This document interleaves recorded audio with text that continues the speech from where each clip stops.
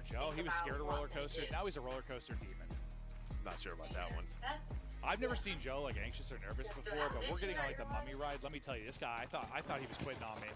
But he battled it out, just like Surge and Legion are going to. As we're into map 3 now, on to Invasion. What are your thoughts on this with Joe? Yeah, I mean, again, in the last matchup, you had Seattle Surge dominate Jirachi 3-0, so Vito's come through. It's going to be a little bit different. And like most majors, we're going to play a lot of Invasion control more than likely. And this is what we go to. So on the side of Seattle Surge, 2-0 throughout Stage 4 for Vegas, 1-1. So both have played it, but we saw on the stats. When it goes to the round 5s, Vegas, they very much have the advantage. Well, see if they can get it to that round 5. So far on defense, doing enough to hold things off. You win it on the one side. You get a one-on-one if you were Hook. That's going to allow you to push up. You're dealing with things on the A Street as well. Hook gets another one. So Hook is in your face with a rival right now on one side. And you're in a bit of a blender. Yeah, you've gotten a kill or two on A Street, but you've got some position mid. I guess finally you're able to deal with Hook. So maybe now an opening? Yeah, I think you're probably hoping maybe Hook just stay alive there, right? You are one player over towards B. When they start to rotate, maybe just kind of lurk in play. But he's trying to find info. That doesn't happen. His teammates are still dealing with this, and now they're all pinned back. Hook's able to find one on the point, but Gio, he's on 4 in a row. Nice Renetti shots. This allows his teammates to start to work B. Yeah, clean there from Gio as you see the multi-kill X3 popping up on the screen. Oh, knock knock comes Brezzy. Knock knock goes Johnny as Brezzy gets laid out. And B will be done. So you'll have 90 seconds to work with now as you try to collapse onto A. Lives-wise, you're basically square. Not a whole lot of separation. But as you pop dead, if you're Johnny, you drill with a frag and you, well, you can't really get going. And I mean, because that good start for Hook, right, you only have a minute 15. So far, you have Abuza on the A Street. They have the info. I mean, I can hear Hook from here. Just giving his team the info about where they're at. So they know they're inside of Laundry. That's to be Johnny and Attach on this side of the map, but Seattle just trying to find the picks. But they know, just cut off the reinforcements. They can't win this 2 versus 4. Or can they? Yeah, maybe they can. We'll see if they have an opportunity to do so. You've been lurking so long if you're Johnny, but at some point you got to start to go. 40 seconds now remaining. This is a little bit worrisome if you are Surge. If you go down here, you might have 3 players on this point right away. There's the first domino. Here we go. Nice one there. If you are Johnny, 3 are going to drop onto the point we go. Brezzy tagged up, backed up, and you are starting to move the needle. First bit done. Gio gets that kill finally. You've got everybody on the point, and it was Struggle City early, but now the round victory is in. Great stuff there from Legion. And that's one of those things where you sort of start to talk about, like, you sort of end up like turtled up, and it's just like, yeah, one little wave, and it's like, adios. You have to make a decision there. If you know there's 2 players in the back, maybe you leave them alone. You have to play aggressive elsewhere, and they don't. So what ends up happening is the Legion reinforcements, they group up. I mean, Johnny goes all the way through to get with his teammates, and then, I mean, yeah, the numbers are there. And you just know where everybody is because you've cleared the entire map. Everything. So Seattle Surge right there, they need to be more proactive. If you know those players are on that side of the map, send 1 or 2, try to hunt them down. And it's so tough because you know how it is in control. You're trying not to make a mistake, right? On defense, you're trying to play perfect, not give something up. But yeah, usually you get that grouped up, you're that turtled. Things can fall apart, and you got to be a little more aggressive. But 04, making things look easy, that looks insane from Attach's POV. I mean, he just runs right down the middle of the map and finds the first 2 picks. And now they're thinking about kind of the same thing. They're going to play aggressive here. They might try to rotate this over towards A. For now, just playing behind the kills. I mean, you have found not a single kill. Goodness. Not a single kill if you were Legion. Great offensive win. Finally on the board with Johnny. You try to get across, though, and you can't if you are Abuza. 2 ticks already got done at B. But you still have 04 in a position. Can't quite take the second fight. Thought he was going to have rival out. It looks all right. You slow things down for now if you're Legion. Yeah, it did look scary, though. No, it did. I mean, they just got bamboozled off spawn. What a great word, bamboozled. It is. It honestly is. It works in so many different ways. But yeah, it looks like B's going to be done. You see number 5, Johnny. He's going to try to get it set up over towards those Humvees. Lock down that A Street. The rest of his team trying to just find the picks off the point. Put Seattle Surge on the back foot, but Abuza's going hunt. And hunting he will find. Nero will drop. They're still trying to deal with Johnny bridge side. They've got like a 3-on-1. They're sitting everything at him. Itachi's able to get 1 kill, but they're just trying to deal with Johnny. Abuza still finding kills, though. back towards middle of the map. Oh, 4 trying to get through and onto the point, but not going to happen because Nero's in position. You finally deal with Johnny, and now you got 3 players here. Everybody coming off spawn, gas side. You need to win your ones right now if you're Legion. Yeah, they wanted to go right there. They wanted to double chow there with Brezzy and Abuza. Maybe get that player and get on the point. But Abuza gets picked. Brezzy a forward position. Who trying to get his trade? But they're just getting picked apart now, and now Legion's going to take map control away. Yeah, it's like where you're Legion, you do just enough in that offensive round to get the victory. You're doing just enough in some of these defensive sequences because there has been opportunity for Surge. You've gotten across the map with like relative ease. It's just been trying to actually execute onto A where things have fallen apart. You're going to have another opportunity here. You've already gotten up and across. Abuza already basically onto the point. Brezzy trying to win his fight as well. Trying to not give him an angle. The help's going to come across. 2 for 2. You still have a chance, but it's this moment. Yeah, this moment, time and time again. Trades favor Legion. You're going to need a 2 or 3 dead. If you want to get to that point, they just haven't had it. It's been 1 for 1 so far, so props to Legion. Now they're going to have the life lead attached, starting to get going here. He's up to 10 and 7. They know where Brezzy is. Throwing nades, trying to hunt him down. Yeah, I mean, it's just the difficulty of that final 10%, like getting that bit done. But I mean, we'll see teams on Invasion struggle to get to that point multiple times in an offensive attack. Like, to have the chance to close out that final 10%, you've had so many chances. If you are Surge, you've just held strong on defense. If you are Legion, this is your last opportunity. You only have 2 players forward. As I say that, they both drop. Johnny, Gio, through on the feed. 2-0 advantage now for Legion. It's so far so good in the respawns for them. And I mean, just what a bounce back after the start, because I think what 0-4 was like, where are we going? Because we've got the whole map. Yeah, we got the whole map, and, and then he finishes the round 9 and 13. Like, he was positive at some point. So it's just the MCWs that sort of, they held the line. They held that line right around Cafe, going with those 1-for-1s, someone finding a multi-kill, and then putting Surge back on the back on their spawn. And sometimes we'll talk about, like, I mean, they can be a little statuesque if you are like attaching Geo, but that's sometimes like spots where it works out really well, like a control on Invasion, where you just get gun up off spawn, you're not missing a bullet, you're able to bail them out of some scenarios. You saw it a couple times there. That's where it's okay to not have a little pace, just have the gunny. But Legion, looking to close this one out with the swiftness here if they can get an offensive victory. Johnny, he's going to get 2 immediately. 3 are going to drop. Almost a perfect opening, but Abuza with the ice to keep some map control. I mean, that was a nasty multi-kill, yeah, because if he goes down there, there may be one on A. If you are Legion, you would at least have people in your face right off spawn. But you take this if you're Vegas Legion, you pretty much know you're going to have that around 5 unless things go very, very bad. Yeah. I mean, even if they didn't get onto A, basically wherever you're seeing a blue arrow right now, there'd be a white arrow. Just in the map control conversation of it, they would have been in a deep hole. But you send it out quickly if you're Surge. You start to retain some of the map, but Johnny still shooting as he's currently at 15 and 8. Oh, I thought he had the win there, but Gio at least through to get the trade. First part done, solid 2 minutes to go. Lives basically square, and now you start to move up and look for openings. Team kill comes in, but still effectively a trade. Yeah, and I mean, again, we kind of saw this point earlier for Seattle Surge in round 1, and then they kind of turtled. So let's see how active they get. But there's going to be a first one, and there's the second pick. At least able to find one if you're 0-4, but right away, you're going to be onto this point. You're going to have a challenge here from Nero. Nice stun there by Brezzy. Attached now. He's the next man, just kind of lurking on forward. He's going to be the guy with a chance to maybe pinch this. He's got 2 teammates pushing up the street. You win one there if you're attached, things might get interesting. But as he drops, now you kind of have to bully your way through the front. The crossfire is in. And now it's really all on Nero. He's going to be the last guy up. He's still have a ton of time. There's still a minute 20, and Nero's going to get 3.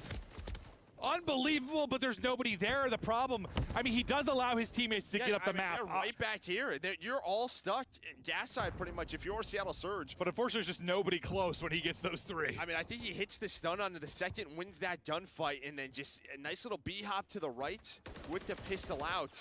But yeah, you're right back into this just forward push. You have a chance at 3-0 in this map 3. Oh, I thought the snap was there, but he can't quite win it. Yeah, he was insane in the map 1. Trying to get insane again, but the movement and the win there from Abuza. A little replay there. You see the nasty play from Nero. Quick swap and pop. And you saw Four trying to jump in with that tree. He just missed a Renetti burst, right? And normally when we see a play like that, it's that. Someone just mistiming the burst. Or just like, I mean, the history of Call of Duty, usually a crazy individual play involves your secondary. Like some of the titles we've had insane pistols, insane plays typically follow it up, but you still kept the presence here. You're not done. You got 5 and 7, and Johnny and Gio still in an aggressive position. Gio's been spotted. Both players I mentioned have been dealt with. 5 straight for Abuza as he's up to 17. And it looks like you're going to be staying alive in this one. Just not enough time to get close if you're a Legion. So no 3-0 in the map 3. Much better job there by Seattle Surge. There was a couple of good pushes, but I think you had 4 on the point. He was able to find a couple of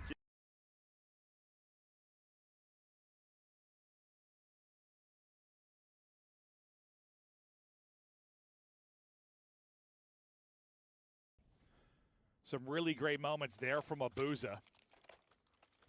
For the most part, looking across the stats, I mean, relatively well balanced. Like nobody really getting crushed or popping off. Just teams going to war here in the map 3. Now you said this is the one though. You got to win this offense if you're Surge to give yourself a chance at round 5. Maybe Abuza gets a streak here, and that'll be the difference. He's on 5 straight. We're sticking with him for now to see if he can get it. Gio's going to spot him. Good luck with that gunfight. Yeah, I love that from Gio, just to do a little hop up first, because that's where people normally play a bit of an off angle to get a streak, right? They maybe know he's on 5 in a row, trying to find Abuza, and they're able to spot him there. A lot of times the player will just run through mid-tank, start to go towards that alleyway. But you're getting much better aggression from Legion. We really haven't seen this. Normally from our top teams near this B point, you're hitting nades, you're going through alleys, you're getting picks through treehouse, forcing this offensive team to get on the point, off the point. It should take some time.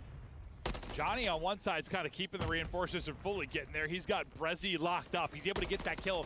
And now they got to worry about the flank if he's going to pushing through. You also have to worry about right up the gut as Nero is able to take one. Abuza right back to work, but the trades are there for the defense.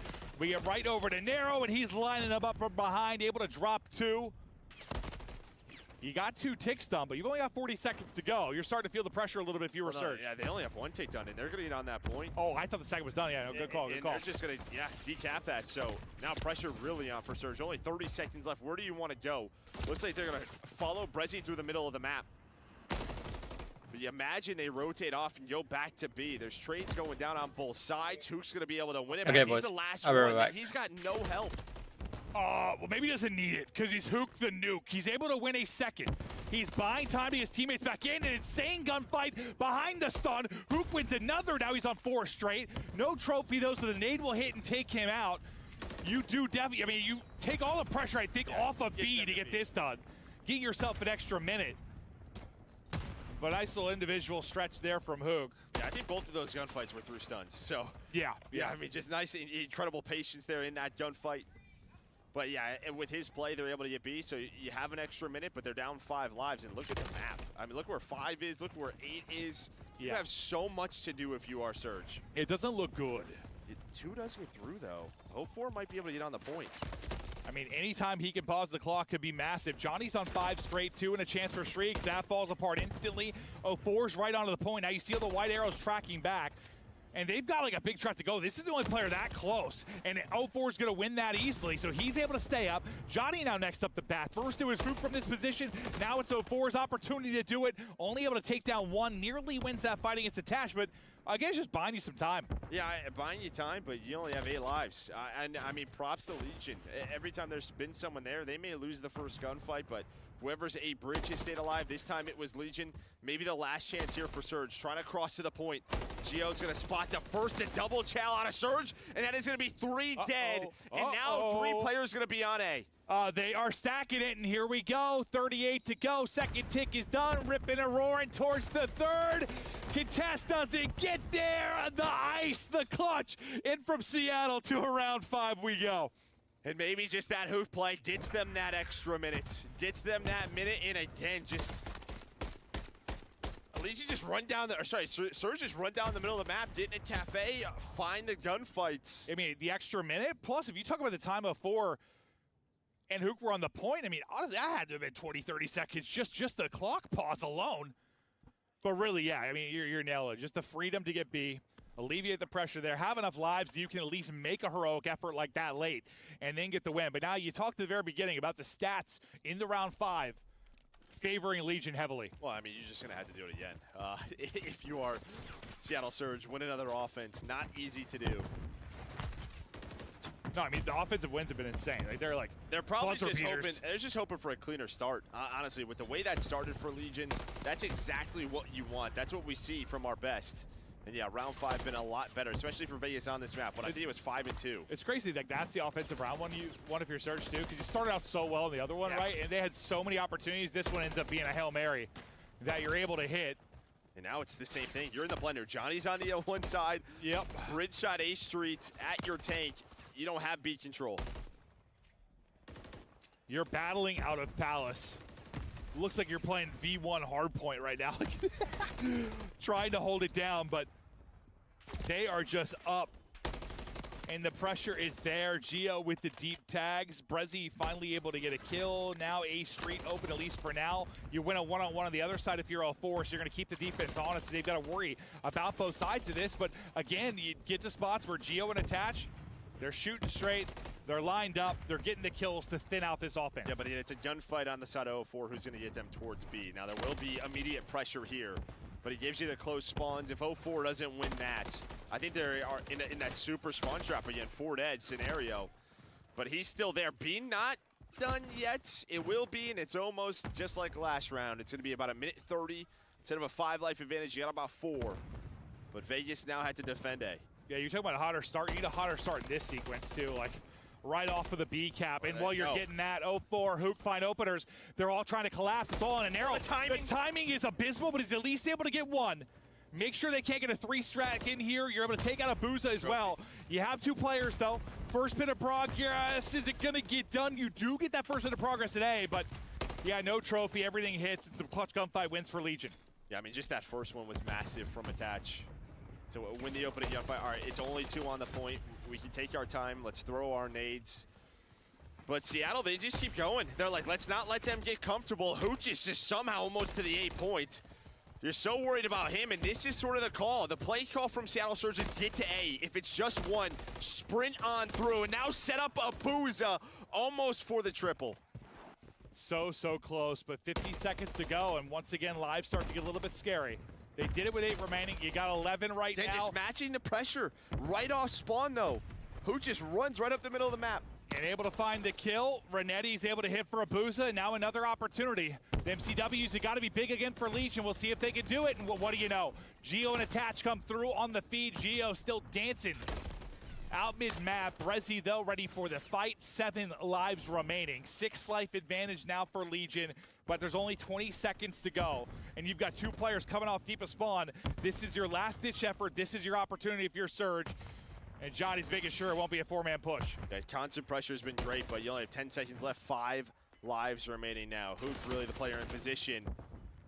Geo's looking over his teammate. They spot Hoot, and that is it. Legion now up 2-1. First thing we chat about is the round 5 stats for Legion, and that ends up being how they seal the deal. You made it interesting if you were Surge. I mean, you had chances in every single one of your 3 offensive opportunities, but it's just enough defense there out of Legion. You've won both respawns. Granted, it's like, what, a 4-point victory in the map 1. A round 5 here. They have been nail biters, but that's what we're expecting from this week. No, I mean, that's what we saw in the earlier matchup. I mean, these 2 teams, they go back and forth, right? Yeah. So, yeah, that's what we're expecting. That's what we're seeing on the stage right now. It's great just seeing sort of all the personnel. I just saw a coach, like, Theory was like, oh, yeah. No, first I was like, who was that? Like, someone was, I heard someone yell. I see Theory around in the corner. Yeah, a little bit different environment here. It's awesome to see everybody getting fired up. I think he's just happy, like, they held that. Because Seattle, I mean, I loved what they were doing. Like, whoever was first off spawn when their A-hit was done, whether it was like a Hook or a Brezzy, they were just fly. They were pretty much saying, anytime, don't let them get past the middle of the map, don't let them get out of cafe so we get into a trap. And they caught him a couple of times. I mean, they were familiar with that trap. They were also familiar with having intense pressure onto the point, but just not enough to close it out. We take a look at some of the highlights through the course of that map 3. But the end story, it's advantage right now for Legion, up 2-1, a map away from closing it out. A chance to do it through all 3 respawns, where last time they had to win both surges. Yeah, I mean, I just think that round number 1 just sort of sets the pace for you, right? When you're able to win that round 1 offense, I just feel like there's alleviates some pressure. Your win condition like doubles instantly. Yeah, like, okay. It sounds like a Maven stat. It's probably true. Absolutely made it up. But yeah, no, usually a round 1 offense, you feel pretty good based on the map, especially for Invasion. But just enough defense, just enough ice. I mean, it's reminiscent of the hard point. Just comes down to the clutch, and you're able to hold on. I mean, I think right as I said, like you mentioned the MCW's been big, like Geo and Attach get a sequence there again when they're in a tough spot. Well, I think Attach was getting shot in the back, but Geo had the crossfire, which then allows Attach to find Hook, who is the closest one to the point, like really the only one who can make the play. But you had some chances there if you were Seattle Surge, just a slow start. Well, I mean, really, it's that moment you're trying to get 3 players onto the point, you do, but I think Attach finds all of them. He's able to find the opening pick, and then we saw just the bombardment of grenades, and I was like, that's a Denny player, there's no trophy. Yeah. They're toast. And maybe they had a trophy player that dropped because the first kill, where they were able to get the picks, you didn't get 3 onto it. You get 3 there with a trophy, that might go very, very differently. But yeah, it was always just enough. 1 more kill if you are Legion to keep things interesting and make sure you get advantage in this series. But we go toe-to-toe. We continue on at Major 4. As you see the scoreline now, just 1 more map needed for Legion. We'll see the first one. We have 4 matches to come to you today. Action all weekend long. A look at how our best of 5 sits for now. Do you try to close it out here as we get ready to go to Rio? Yeah, yeah, obviously you do. Yeah, you try. That was a weird way to word that. Do you try? Yeah, I hope that you do. Please give an A for effort going forward. Oh, so map 1 Nero actually sets the damage record. Yeah. That's why I was kind of mentioning it. So that's going to be, I guess, on land for it. But like 7,500. I saw him when it was like 200, whatever it was, and he had like 7K. I was like, hold up. I look over at Attach to like 2,000 damage. I'm like, Nero is firing. Like, he's shooting anything that moves, snapping on the birds in the sky. My man is twisted. But then between maps, I saw him back like, it's like old Benjamin Bance, just like old woo-saw, like getting his in on. I like that, though, Yeah, Bance was the guy for that. He was. It's like him and Clay bring that breathing technique to the stage. Yeah. But yeah, now you go to a Rio hardpoint again. This is going to be Vegas. I don't think they've played at this stage, but I feel like when Rio first came in, like, this was like one of the teams who kind of set the pace on this map. So maybe just trying to expand that map pool a bit. Maybe they go away from it. Maybe scrims haven't been great, but right back to it. Trying to close out this series if you are Legion. See if he can close it out and get it done. Look at map 1 again in the series for Nero. Absolute heater. 7,500 damage on nearly 40 kills, but map 4, here we go. Right into our P1 mid-map. Nero can obviously be a difference maker on this one. You get a rival hot early and often. I mean, same for Hook on the other side. He's had some sensational sequences here. Nero just trying to find somebody. He's just snapping back and forth. Can't find it. Finally gets 1, but you'll take the numbers if you are Seattle Surge. What are you seeing with a spawn in now from Legion? Yeah, I mean, you're obviously going to have to make a call here. You're going to see Nero. He's going to take a long route, try to rotate over towards P2. But, yeah, remember what Surge like to do on this P1 is kind of rock that third rival with Brezzy and put immediate pressure on, and that's exactly what they do, trying to get moved down forward, able to flip those spawns. Johnny going to try to hold out, but how much have we seen this sort of P1 early, 45 seconds to 0, and now it's just a question of can you combine this, but Johnny, he's going to shoot, he gets caught, now it is 3 dead, and Surge now in a great spot for this P2. Yeah, this should be a real hot start. You're spawning out deep if you are Legion. You got to trek across the map. Hook is in your cheeks mid-map, nearly with a third as the centering is there, but he was on 5 straight before he dropped. The pressure coming in, though. You get some gunfight victories. You're soaring on forward if you are Legion. You're able to break in, and you need this, even if you don't get a ton of time, just to disrupt the flow of Seattle Surge, because they were hot and Hook was roaring early. I'll be honest, after Hook died, I got a sip of water, looked away. I'm like, how do they lose the spawns? But the spawns flip. That allows Legion to pretty much have pressure here. They get some of this time, at least break it up, so it's not a 70 to 80 point lead. Exactly. And now you can see 5 and 6, they spawn out. So you're going to be set up for this P3. It's not looking too bad for Legion. No, you'll get the final 15 or so. If you're Surge, push the lead out again, similar to the advantage you had after that P1. But now Legion, this is where you try to answer. keep this clean, deal with it. It's an alley push. It's 3 players sending it forward. Gio trying to use the block there to his advantage. Nice Yeah, it's 2 from him, but instantly answered from 2 from Gio. And yeah, beautiful shots, as you said. But Brezzy right back through with the multi-kills. They get them on the bridge side of it as well. And you get the disruption early in the last one if you're Legion. This time, it's Surge that are able to do it. Yeah, but Legion just have the good spawn still, right? So you get like 0-4 with a multi-kill. You then get Brezzy with a multi-kill, but you're not onto the good spawns onto the time yet if you are Seattle Surge. But right back into it they go, and Brezzy had such a good map. One, he's able to make another play. He's staying alive. Oh. And see all the positions from Legion just trying to finesse. Yeah, and Hook, I think, was the guy with the position to maybe give them that spawn, but he's in a gunfight, loses that. They all spawn up behind him, and thankfully you've got the close spawn if you're Legion, but you didn't turn it into a lot of time. You still only have 26 seconds. The pressure has been there from Surge. They had so many breaks there in that map 1, getting right back to it. And even if they're not getting time, just making sure Legion can't. You already got a minute off the play clock, as it's just been disruption around the objective. And again, this is the first in breaking team in Seattle Surge versus the first in rotations in Legion throughout stage 4. But Seattle Surge are winning on both fronts here. They're winning some of these rotations. They're finding the breaks. You're going to need a break here if you are Legion, and that is going to be a clean 4 dead. Well, I mean, I think their team got broken there. Yeah, no break through the hard point, but they all 4 get molly-whopped and sent back to spawn. This is a great stretch again from Surge, trying to desperately get this to a map 5. I've lost both respawns, but completely in control right now in this map 4. You finally get some gunfight wins. You finally get some pressure onto the objective behind Nero. As he brought the Thunder in the map 1, looking to do it here again. He's sitting at 11-11. Again, I think like sort of the best case for you if you're Vegas, you don't have like a streak here. There were a couple of chances in map 1, a couple of chances throughout this map if you were Surge to find a cruise. They don't have that, so it's like you can play this scrappy game a bit. Where Seattle Surge, you know, they're not going to have that cruise to kind of break this game wide open. And, you know, we talked a lot about kind of attaching a boost to the map 1 they had because they weren't as involved just from a slang standpoint. But right now you're seeing what it looks like when you have early control and you're getting the breaks. Like Attach is 5-13. He's not having fun gunfights. Abu's on the other side has been frying. He's on 15-8. The game's been a little bit easier for him, I think. And I think this is what you needed from him, right? He just hasn't had the best series. Had moments, you saw him get going in that control, but outside of that, he hasn't been the Abuza we saw at Major 3. What the Seattle Surge team needs to beat the best of the best. Now stepping up here, trying to get us to a game 5. He absolutely is, but with 15 left, you win all the fights there if you're Legion, but you're getting your points in like waves of 5 to 10. They are not coming easy if you are Legion. 4 is like, screw it. I'm sitting there for this last 6 as he's going to clear. Oh, I thought he had it. I don't know how the hell. You must have snapped if you were Gio. You got another one. What is Gio doing? He's going to have 6 in a row. There's a cruise. Okay. What is this life out of Gio?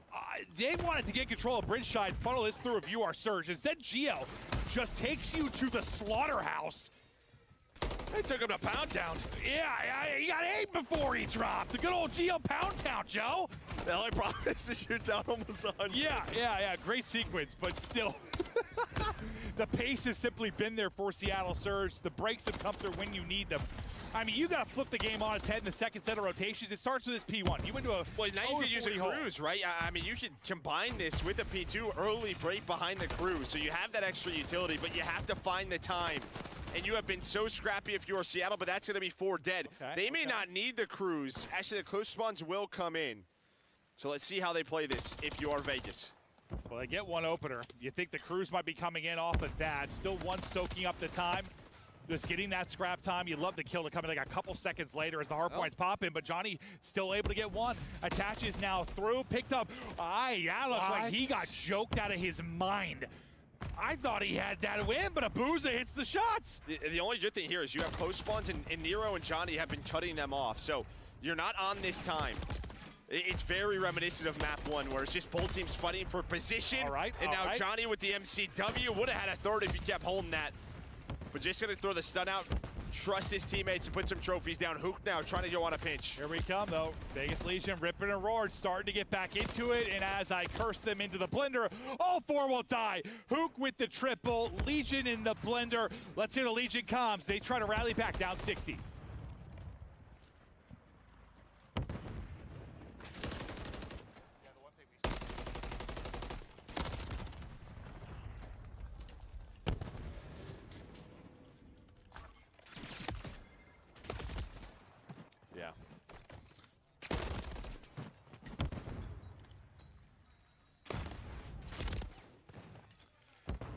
I'm a dirty, giant, bald liar. No, listen in right now. We get right back to the commentary. Lead building for Surge, and now up 80, 40 seconds remaining in the hard point and trying desperately to get to this map 5. Johnny not up to the task to win the fight. What do you see on the map right now for Seattle Surge? I mean, that was sort of your chance at that P2 if you were a Legion. So props to Seattle Surge, making the plays. Hook with a huge one with that triple on that pinch to break that. And now you win this P3 rotation. The MCWs start to go on off behind a Booza in 04. And now you're still down 100. Still down 100, but a nice little sequence there from Legion. Next hard point, getting ready to go. 2:30 up right now for Surge, 20 points needed for the victory. You've got to be flawless right now if you are Legion. And we'll see if they'll be able to do just that. But so much to do if you're going to bring it back. Yeah, Johnny now on 5 in a row again, just trying to find that streak, but you just feel with 20 seconds left, the way that Seattle Surge put pressure on the map, this is just going to be so difficult to do. Here comes the pressure. They've gotten so many breaks, and they do it one more time. Attach and Johnny shutting them down, though. Another multi-kill there for Johnny. He's on 7 in a row, streak to use if you're maybe going to bring it back, but you've got to chain together a couple of hard points, and that has become so difficult for Legion. Maybe this will be the stretch, though. But Surge, no, like they're just trying to find like 5 to 10 seconds, but and now, yeah, they hold on. Oh, yeah, you have the cruise. We have a couple of cruises to work with if you are Legion. The first one coming on through. Hook's on the hill, though, so you're going to have to find him right away. So it's going to be a Booza who's found, but look at where you are. You got to use both here. You have to use both here because it kills Team Surge's way. You're off spawn. You find them, but it doesn't matter. You're still right back onto it if you're Surge. Yeah, the only thing finding kills is the cruises. Every other kill comes the way of Seattle Surge. They deal with that perfectly. Now you've gotten that left side spawn and you're trying to flood forward, but you just need 5 points for the victory if you are Seattle Surge. Tick by tick, second by second, locking them up. Victory there for Surge, and we head the distance to a map 5. They started hot, and they locked them in. Beautiful there. Yeah, I mean, that was just right from the get-go from Seattle Surge with that P1. Again, there was a chance maybe from Legion to like get back into the game, that second P2. Yeah, for sure. There was like 30 seconds left, but nobody picked up the flank. Hook just goes right through double doors, runs right up sidewalk. He's like, hey, I got 3. Game's over. They have the rotation over towards P3. You get even right there where like you have extra utility, you earn the cruises just way too late, and then you have to use both of them in the same spot. And it led to absolutely nothing, just wave after wave, volley after volley of kill there for Seattle Surge. This one is one we thought would likely be going the distance to kick off an incredible weekend here for Major 4, and that's exactly what we are going to get. Taking a look at the game flow chart.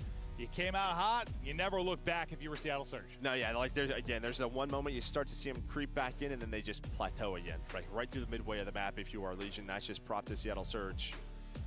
And yeah, you get to a game 5, we're going to a 6-star. Last time these two teams played, it was like a 6-4. I just feel like both of these teams have been in some deep 6-star search and destroy. Should be a fun one. No, they certainly have, and this should be an absolute blast. But that like, dude, it just felt like a wind of pace. There's just another gear that Surge can hit sometimes. Yeah. It's like when the better respawn team I know can be Vegas Legion, like when they get to their spots, when they get their setups, but like when they're constantly, it's on their back foot because the breaks just put them in this like unending blender. It's unbelievable. 04 and Hook are relentless. They are, yeah, that's a good word for it. They are relentless behind their attacks and needs. They just go. Yeah, no, they absolutely do. But everybody at home, we get ready for a big map 5 here at Major 4. Quick break, then we'll be back with it.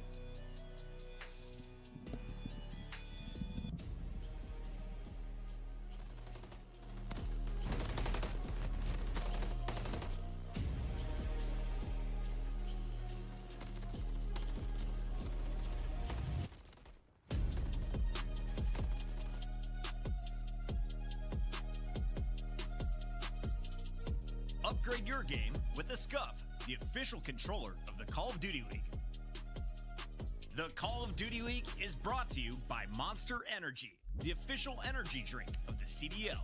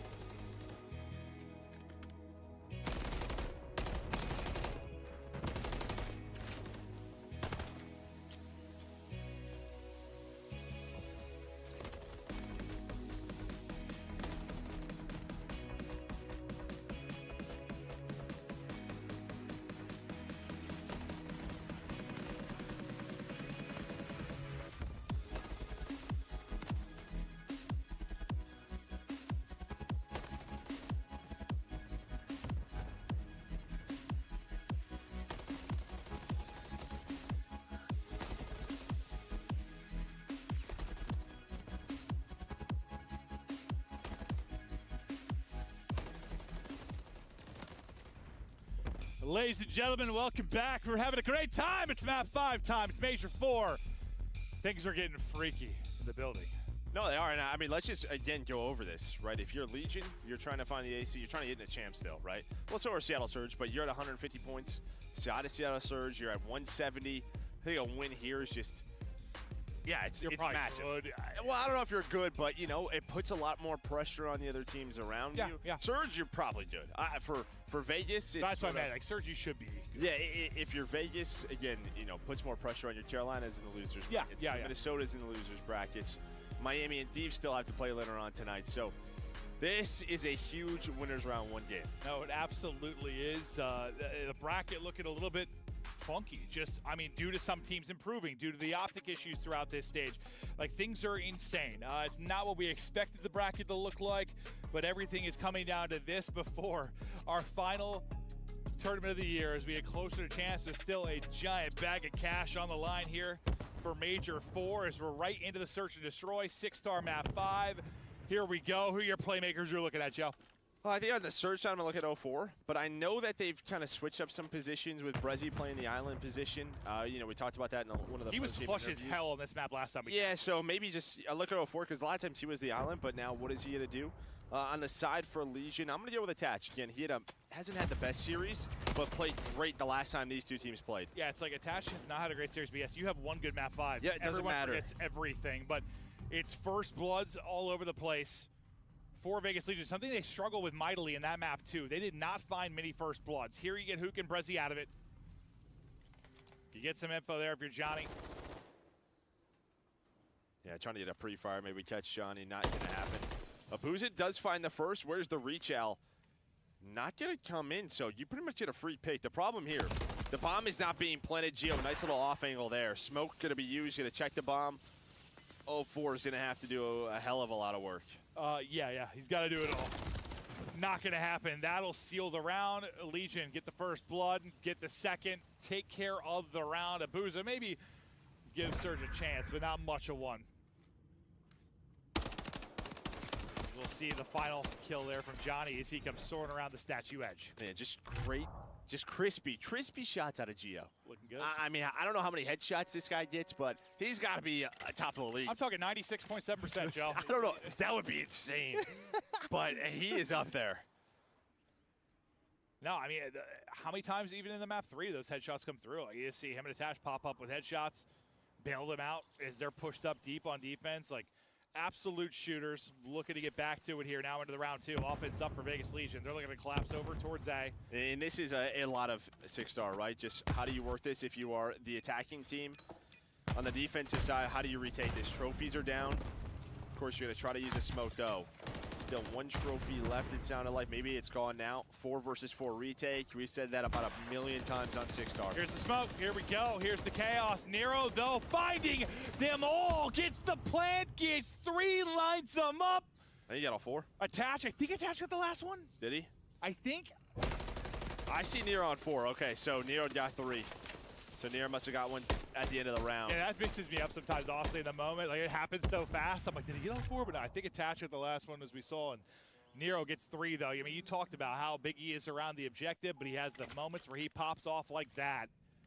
2-0 lead Legion. And that is huge for Legion on what they could do on the attacking side. If you're Seattle Surge now, how do you defend A, right? If your retakes behind smokes aren't going to go your way, puts a lot of pressure on you on the rest of the map. It absolutely does. We'll see how they deal with it as we get deeper into this one, but obviously just one look at it so far from that side. Nero looking for 5 straight, not going to happen. Brezzy comes soaring on in. Right over to Geo we go. He's able to get a kill. Drops Hook, 3 straight for him. It's almost like Surge faked A, and they're hoping with Hook, they're trying to like pinch B behind Hook, but that doesn't happen. Hook ends up getting picked. Again, Geo finding a crucial kill. He's going to find a second in the round on 60 HP. He might find the third, goes for the chow, but 04 left in another clutch scenario. Yeah, he gets like a burst in. He's a little heat check there, maybe from Geo, but yeah, just gets up with 2 HP. Hunting him down and tucked in a corner. 04 gets the kill. Now to a 1 versus 1. 30 seconds to go. Johnny. 0-4 in a massive one right now. You take a 3-0 edge for Legion. How huge could that be? Johnny is just going to stop. And both are doing this. So now it just comes down to this bomb play. Now Johnny's going to get on the move. 15 seconds left. He's hoping he rotates to A. That's not the call. So now this gives 0-4 so much room to work with, right? Where did this guy reposition? As we see Brezzy watching. Yeah, and 0-4 just making himself a drink. And have to check the bomb. Here we go. It's so delayed. Get out, get out, get out! Oh, God. 13 HP, able to survive. 0-4 is dancing with death. 20 seconds now to go. You need one more bullet if you were Johnny. Check is in. Spots him. Peek on the left. The clutch is in. The 1v2 is there at 0-4 with a huge one to avoid the 0-3 hole. Well, that's honestly with the first, it's a 1v3, right? With the trade. True. And now if you're Geo, you're probably hoping you didn't chow that. I mean, it's a heat check. That is a heat check and a half, but you're hoping your teammate's there. I mean, that's a great point. I mean, honestly, I like forgot about that. I got so locked into the 1 versus 2. Yeah, that little bit of a heat check and maybe the chow with it. What cost them there? A bad death from Geo leads to an 0-4 clutch, and here we go, a massive round. And that was it's just one of those rounds. You're about to be up 3-0, and you are dominating the map. You give him some life. He's had so many S&D clutches since he came into the league. I mean, this is a guy, he didn't come in until midway through the year, and the impact he has had, unbelievable. Brezzy, things exploding now in front of him. The help has come over from 0-4. You're probably rethinking this, reevaluating right now if you were Legion. But look at the space you're taking on the other side. They're just gonna send it at him. Hook able to get one, but you'll take that if you are Legion. Maybe a bit of an over-aggression. What do you think? Yeah, I think maybe a little bit if you're a Booza, but again, just because their A retake didn't work out, they play aggressive on A. They're trying to catch them. Instead, they get caught on the rotation. Surely not again. Oh, you have a fat foot! A 4 with the kill, shots through, a 4 is disgusting. A one-man wrecking ball on 5 straight. Things are falling apart for Legion. I thought for a second he got another. They might be falling apart, but Gio's got a chance to hold this, and he's reading this so well. Brezzy from up top hits the shots. But that one way from 0-4 was disgusting. Yeah. That's just what that was. Yeah, that was foul. I mean, he is just right on the edge of the smoke, and that, ladies and gentlemen, is why you don't see those in a respawn. Oh, that was foul. He just throws that onto his feet, and it almost like he had aim assist too on to attach. Yeah, he did. Yeah. At least it looked like he did. Just great thumb control. I mean, just... Nero's got size 13s on. Attach can't see him. There's no way in hell. He got shot by a ghost. Unbelievable there, 0-4. Woo, we're tied up 2-2. It was all Legion, then 0-4 came alive. He's got 5 of their 9 kills. And now we're back to it on offense. Maybe a little nades there for clearance through mid. Stun will slow this pressure down for now. Holding the flank is going to be Brezzy. Here we go. Yeah, just so fast is Legion. When they read something, obviously this map is 2-2 behind a couple of clutches. But Seattle's offense has not been great. This time, though, Vegas tried to get very active before the plant is in behind the smokes. Smokes down on both sides, and 0-4 is just like, yeah, I got this. Yeah. I live in this. I was like, how far is he going to send that with bomb? But yeah, just got to get into the cut. They're able to recoup and get the plant. 3 versus 3 now. A little 2-on-1 pinch. Can Nero at least get one? Great gunfight victory from him. Advantage over. And now you just got 2 players, one holding either side. Pressure likely going to be on 0-4 as he's got the 2 on his side. Great gunfight win now from Abuza to bring it back. Yeah, I think you're hoping Nero waits for this push, but 2-on-2. Pop. 2-on-2 now, down to a 1-on-1. 0-4 again, but Gio is there. He's up to 7-2. Hey, Gio versus 0-4 right now. Who's going to make the play? And that is a massive win there for Legion, the 3 versus 3, because things were falling apart for you in this map 5. Yeah, in the chaotic scenarios at the start of the game, it was just all Legion winning. This time, Seattle Surge is starting to, behind 0-4. Very much make a mess of these rounds, get them into these 2v2s. This time, though, Gio is there, and he finds both. And I think that could have been cleaner if, like, Nero, I think Nero's got to wait for those first 2 to hit statue. Oh, after he got his first pick? Yeah. But then he's the first one that steps out, and his teammates still had to work up the map, but they recover. Back in control, our Legion. Back to offense, our Legion. And it's poolside vision first. We'll see what kind of information they're going to get, but spread pretty wide. Most aggressive player right now will be Nero with bomb in hand. We'll see how this works out for him, but just kind of spotting for any kind of opener. Oh, 4's got a nade in hand out mid-map, and they're able to pick him. Great stuff there from Johnny. Advantage over to Legion. Yeah, usually you don't see that from 04. Just kind of gets caught. Now, who trying to work the pinch? Another pick from Gio. He's up to 8. It's his second first blood. Oh, sorry, my. his first blood. My. And there we go, Legion. They just finding those picks, playing the map so well. And I think if you're Surge, maybe just slow this down a bit on this offense, because some of these early parts of the rounds just have not gone their way as Nero, which is unreal MCW shot. I figured that had to be disgusting because we saw it from the other team's POV, and I was like, he got the second player too. It looked like he picked him off the bar heady. He sure did. Just off bomb and right to the snapper. He had 3 in a round earlier, now up to 9 and 3. 2 bomb plants to his name. He's doing it all. Well, him and Gio. Yeah, him and Gio, yeah. But yeah, after that little surge from Surge, Legion. It's really a surge from 04. Yeah, true. You got 2 for everybody, 6 for him. Johnny can't keep the tracking on point. Big first blood for Abuza. You get that first blood, you are out. You're getting the information right now, though, if you're attached. That's the info, though, so. Oh. So you got the info if you were attached. Wait, why the heck did he just need that? I don't know. Why did he just need that? Because he needed, attached was backing up. He like needed statue. Yeah, I'm not sure. Gio is twisted. Yeah, I guess so. Whoa. The controller's acting up. I'm not really sure. Surge will get that round victory. Because attached should be calming, like they've all backed up. And then he just gets naded statue. I don't know, maybe he was like holding it in hand. And maybe the way attached like worded it, he thought, I don't know. I don't think so. I'm just trying to think, because that was an interesting team kill based on what we were watching. But I think it starts with kind of Abuza's first blood there. Johnny trying to get aggressive. He's got 3 first deaths, something we don't often talk about, but he's trying to find some of the info, some of those first blood plays. Instead, he's been getting caught. Yeah, he's got 2 first bloods, got 3 first days. I mean, it's just how it goes, those types of players. Zuma's like, you have a lot of first deaths, you have a lot of first bloods. The rounds you turn it into 2, you usually win. Just is what it is. But yeah, I'm sure he'd like to get going a bit more. Hook is roaring because he just hit an 8 onto like 3 of them. He's hoping that they have more nades middle of the map, but no one else able to connect. But again, you have a bit of an aggressive 8 defense there on the side of Seattle Surge. No info middle, though. So, I mean, just look at this Surge setup. You're giving up a lot of map control outside of A. Brezzy, though, playing safe B side. He's going for a little swim. Now tucked away. He's on the beach, dude. Made a sandcastle. Absolutely. But God, you want this one to tie it up if you're Surge. Trophy eaten. Here they come. Hook's gonna get caught. Abuza not able to get one with the trade. The smoke is in then. Maybe trying to get a little bit of one-way action like we saw earlier, but Nero's going to get the kill through mid. Brezzy's going to drop a 4, trying to bring it back, but now he's got to kill everybody. Great patience from Legion. Great gunfight win from 04, but where can you scramble away? 31 HP.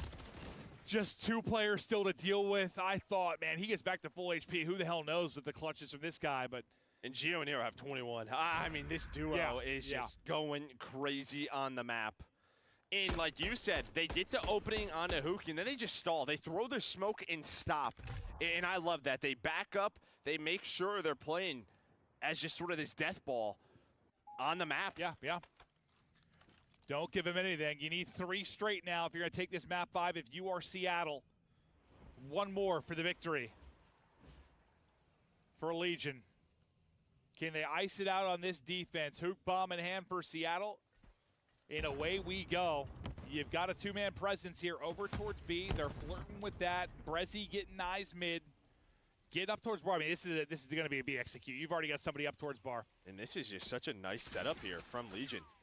I thought so. Nero, though, has to reposition, was worried about the nades. The crossfire was on point. Gio looking over him, but Gio has been so good from here. Can he do it again? Hook trying to dodge the nades.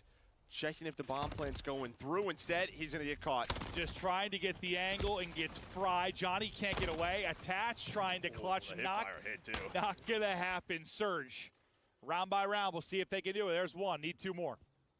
And I don't think defense has really been the problem for them. It's kind of been those offensive rounds, but the nades were on point. I mean, if somebody hit a nade with Hook in that round, that one was over. Like, Yep. That would have been a twofer, I think. They were ripped, man. I think we heard him screaming here in the venue. He was hoping somebody comboed it with him. I imagine Vegas just kind of go back to that spread. Or do you try to bring up the aggression and close it out here? Got three over working towards A. Keeping him honest. Out towards B was Geo for a second. Now you're trying to group up into that death ball again, as you mentioned. It's a based on, yeah, a ton of info. 04's gonna have to use an early smoke. That might give Vegas, like, hey, let's plan A. They don't have that smoke to retake this. No, you're gonna need that smoke more likely than not, but they're trying to pinch this around. Geo's got so much info though. How many did he spot? Did he see one? Did he see three? Geo holding, tags in, Chow through. Great isolation there onto Geo. He can't get safe. The three-man able to push through. Nero does get a trade though with the nade. Brezzy winning one on the other side of it. Now over to Johnny, hiding in a bush. 04 trying to peek, then Chow flies out. Can't win it. 1 versus 1. Attach. Abuza sends it. Gets the final two, and then a fuse. We're going to a round 11. And Surge, they are rolling. The hearts are pumping. Here we go. First of all, great teamwork out of Surge there. I cannot believe Geo doesn't find one. And then second, that's a great little peek in the shout out. I heard Hook. He's like, there's one drop down. So whoever was lurking drop down in that bush, Seattle knew the entire time. So they were going to clear that corner, able to find it, and then it comes down to that 1 versus 1. Woo, so much on the line here. Game 5, round 11. And it's effing match one of the weekend. Away we go. Offense to Seattle Surge. Can they do it again? Hook has basically been silenced. He is 2-9. Does he maybe have a big play in him in this round 11? Attach, who has had not the best series. We know all the ice he's got. Maybe he's the one to step up the bat. But right now, it is all out. You waited for nades. Now you're going to throw yours. Do they connect onto Johnny? Johnny's going to have to back on up with Attach, and this just might be an old-fashioned 4-on-4 retake. The way Surge is playing this. They're getting so much map position, but Johnny's here. Johnny is lurking. He's going to jump on up. Oh. And now he's caught. He has no help either. He has 0 help. I mean, basically, it's just Attach trying to keep him alive. That's the only help. Oh, he gets a kill! Johnny, how does he get a kill? Abuza can't trade. They're able to find him finally, though, so 3-on-3. Who gets the kill to the 3v3, as you said, time dwindling. 30 seconds now to go. They got to get this bomb planted. They start to work it. They just have no info on the flank. That's why Brezzy's going to drop down here. They have no info on the full flank. Smoke still in the hands of Nero. Hook, he loves to play inside of it. Nabuza finds a death. It's attached, but Hook 2 Get me involved. versus 1. He's able to find both through the smoke. It's all Attached now. Not able to win it. Surge 3 straight rounds, and they take the round 11. And Rambo Ray is fired up. Down 3-5. And Hook, what did I say at the beginning of that round 11? Like, Hook was like 2-9. Will he be the playmaker? He's got to play late. Gets 2. Woo! And now, I mean, I saw like the Carolina boys standing above Vegas. Massive for them. Oh, yeah. Oh, yeah. Vegas, I mean, it was in their hands to close that out. 5-3 lead, and round by round, it slips away. Oh, me, oh, my. And I thought with Johnny's kill, like maybe it was over, but when Abuza was able to find that pitch. Or no, sorry, Abuza got picked in the 3-on-2, and then Hook wins a 2-on-1 through the smoke. Well, so Hook, yeah, Hook got the trade onto Johnny. He then gets 2 more, so he got 3 out of 4. He didn't get all 4, did he? I don't think so. I think 3 out of 4 at least. I mean, he went from, he had 2 kills going into that. Gets 3 in the round 11. How many you up with? 5. Okay. So we got 3. Yeah, I'll say if he had an ace, I missed that. That's my bad, everybody. But no, he gets 3. That was so good. I know. Listen, I know it was a rocky start. We were having some audio issues. We were battling through some stuff with our new venue and stage. But like, wow, that ends on a banger. We start with a 6-point hard point. We end with a round 11 search and destroy. That was thrilling. That's everything you could want. I was jumping around. I mean, I have my ribs hurt, and I'm glad that I took pain meds. I'm sore right now. I was jumping and stuff. I can't be doing that, Joe. Yep. You got to take care of you. We do. But holy Christ, that was awesome. No, it was. I mean, the impact, obviously. There are a lot of teams still on the bubble. Vegas was one of those. They now go to the losers bracket. And it's like now I believe they drop down and play a Breach where, like, yeah, you're thinking maybe that's good, but Breach is playing with no fear, right? They're just sort of like, let's go for this. Let's cause some upsets. Yeah, maybe they will. We'll see how it plays out. More action to come, but to break it down now, we got Blaze 04. Take it away, Big Sexy.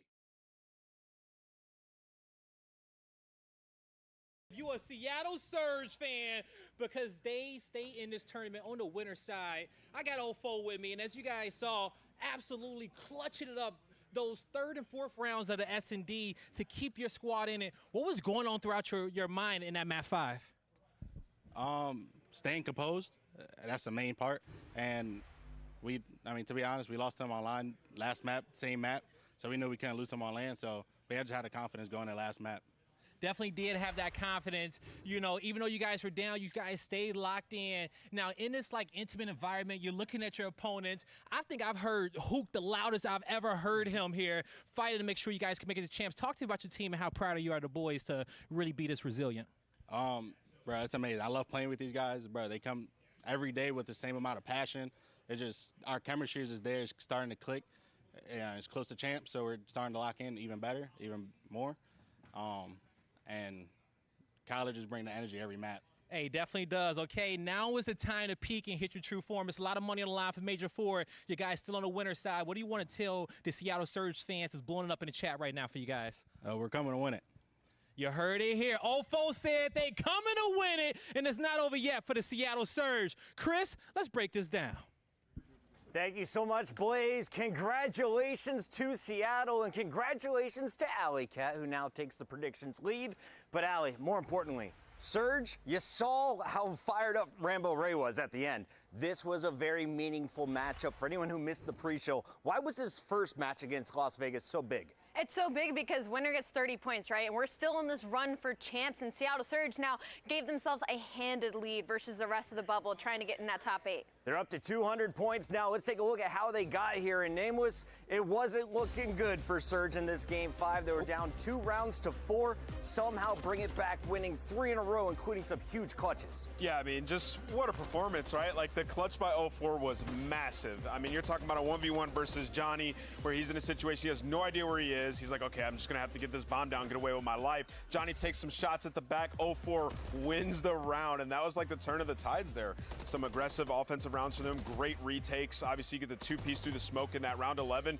I mean, if I was Seattle Surge, I'd be pumped up too. Let's take a look at that round 11. It is our scuff play of the game. When we get there, Alley Cat, I need you to break it down for us, because even Joe and Maven were lost amongst the chaos. Johnny's surviving way too long, but how did it break down in the final moments? Well, so Johnny gets that first blood, but he'll finally get traded out by Hook, and then bombs allowed to be planted again. This has been Vegas Legion's Achilles heel on defense, is allowing this bomb plant because they are 20% retake. And then moving forward, Hook gets the smoke down, he hides in, finds one, and then he chases the second for Geo, the biggest 2-piece arguably of the game, and they're able to close out that round. Round was so massive. I mean, you think about that situation, you know that they're going to be pinching. Are they going to be security, mid, or coming from the spawn? Well, Attach wins the gunfight, so you're in a 2 versus 3 at this point. Hook thinks 2 steps ahead. He's like, okay, if they are going to be pinching through mid, I'm just going to get involved in that chaos and get the jump on them from an off angle.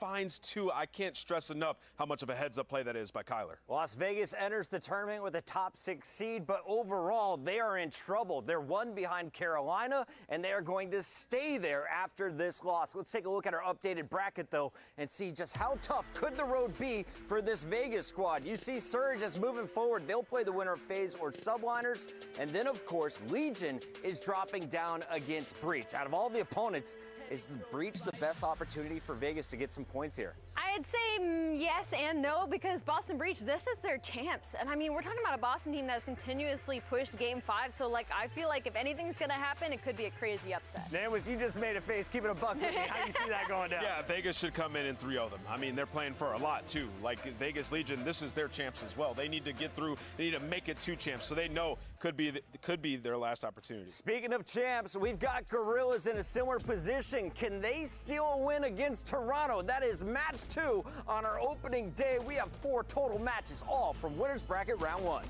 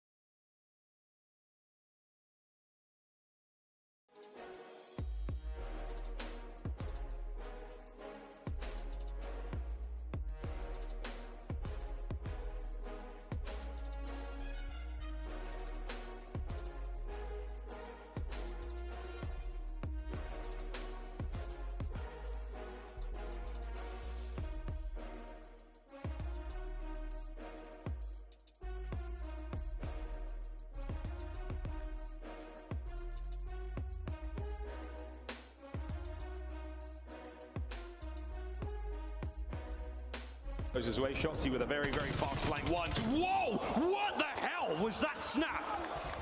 Okay, son. He's got to be so happy. He's finally doesn't have to worry about getting first blood in a round 11 on his team. You're like an adamantium werewolf. Oh no! Oh no! Oh no! He couldn't get out, but he can do front flips. Oh, Daddy's hungry! Oh my God! Finally takes him out. But it's dog-on-dog warfare! No!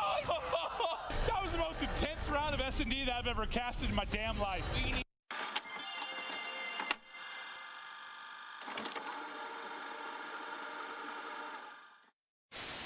What's your favorite COD of all time? Come on, bro. Black Ops 2. AW. Who do you think is the best SMG player undeniable all time? Either Seth or Damon Karma. Of all time? Me. Probably Porter or Clay. Porter or Clay? Porter or Clay, yeah. Very, very, very, very valid. You're trapped on an island. What 2 COD players are you bringing with you? Okay, I'm bringing Grim. And then I don't know. Let's make a vibey squad. Let me give me Shotzi, give me Ant. Oh, I'm behind him blue. I'm assassinating. Second time he's assassinated. Oh my God. Oh my God. He just got slammed. Vent? Right, last vent. On you. Oh, free fire.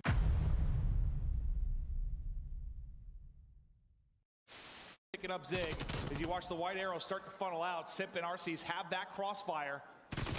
It's a lot for Simp to deal with, and he is dealing with it. 4-0 start. Just sensational.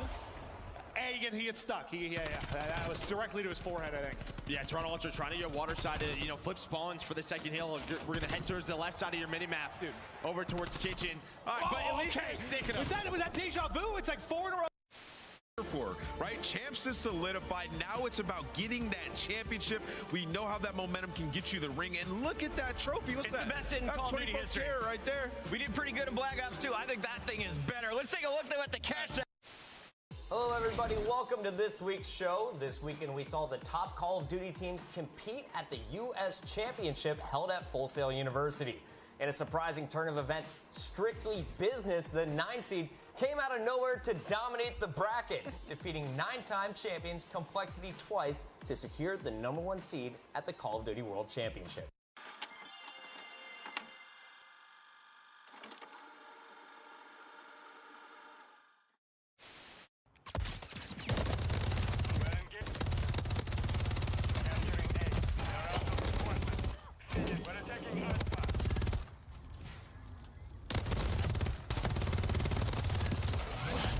Wow. Bro, you gotta show your face again.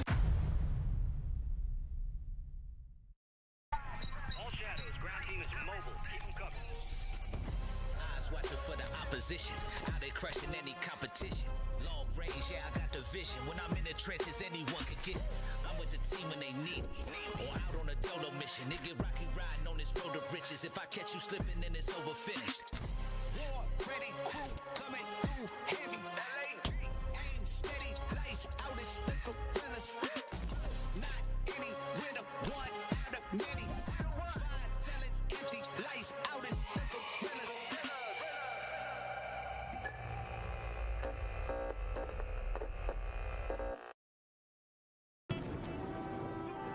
I love when the good news coming in on a day-to-day. Already know what's happening, I don't gotta shake the hay. Big moves, big stepper in the right direction. The trip continues, every double use a psychedelic. I think they gon' need a minute.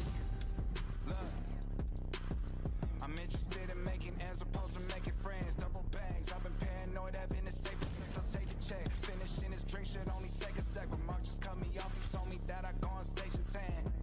Walk out to my own shit on the main event. Vinci my cologne after the show, she told me that shit was a favorite sense. Sprint advantage spacious, we can take it friends. What happened next, you can take a guess.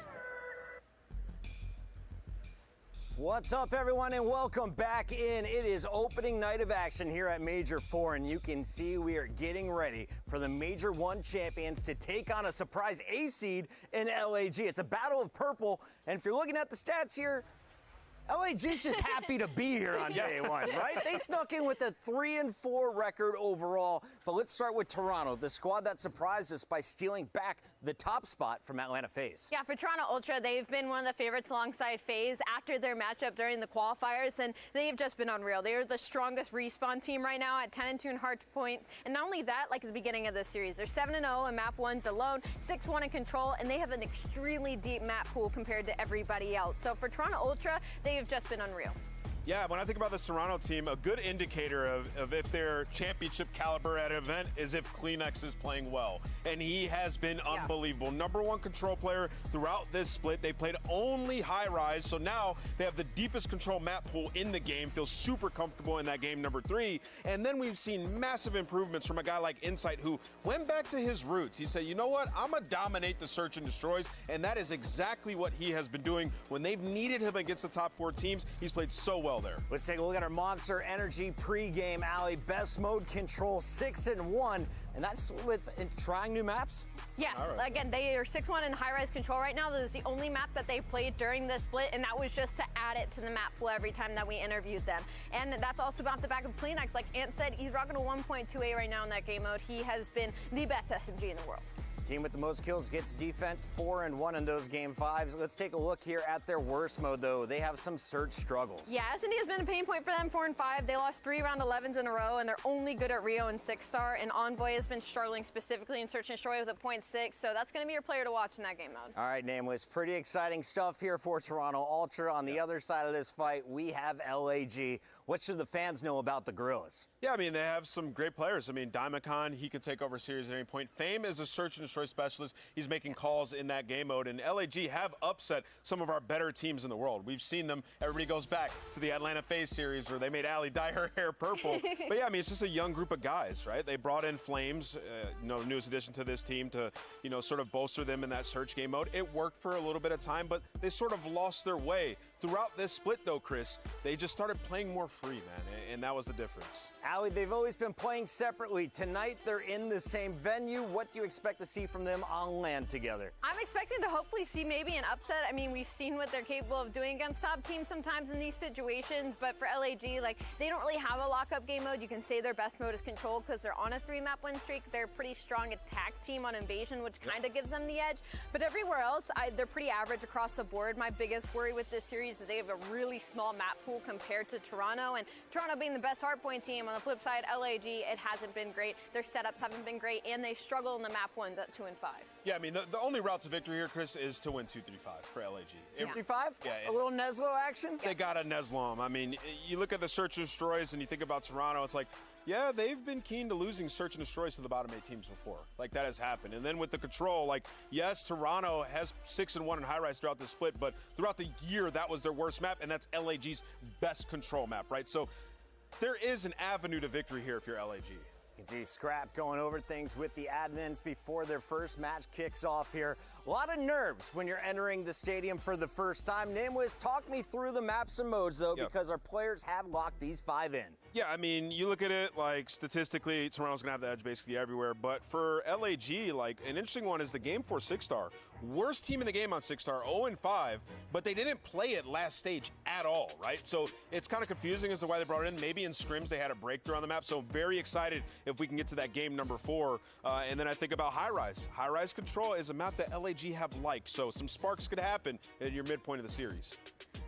Sparks could happen, but I see that high-rise control and I just get flashbacks to the Toronto Ultra 6-1 record on it. I'm very shocked that it was actually picked by LAG in this series, but you know, maybe they got something up their sleeve. When LAG wins, they do it in impressive fashion or a Game 5 shocker. We'll see if they're able to pull it off against our top dogs. We've got our scuff pick'ems to do here as well. And Alley Cat, now that you're a front runner here, I feel like you have to go first, right? I'm perfectly fine with that in this series because I could guess it with my eyes closed. I'm going to go with Toronto Ultra for sure. Same.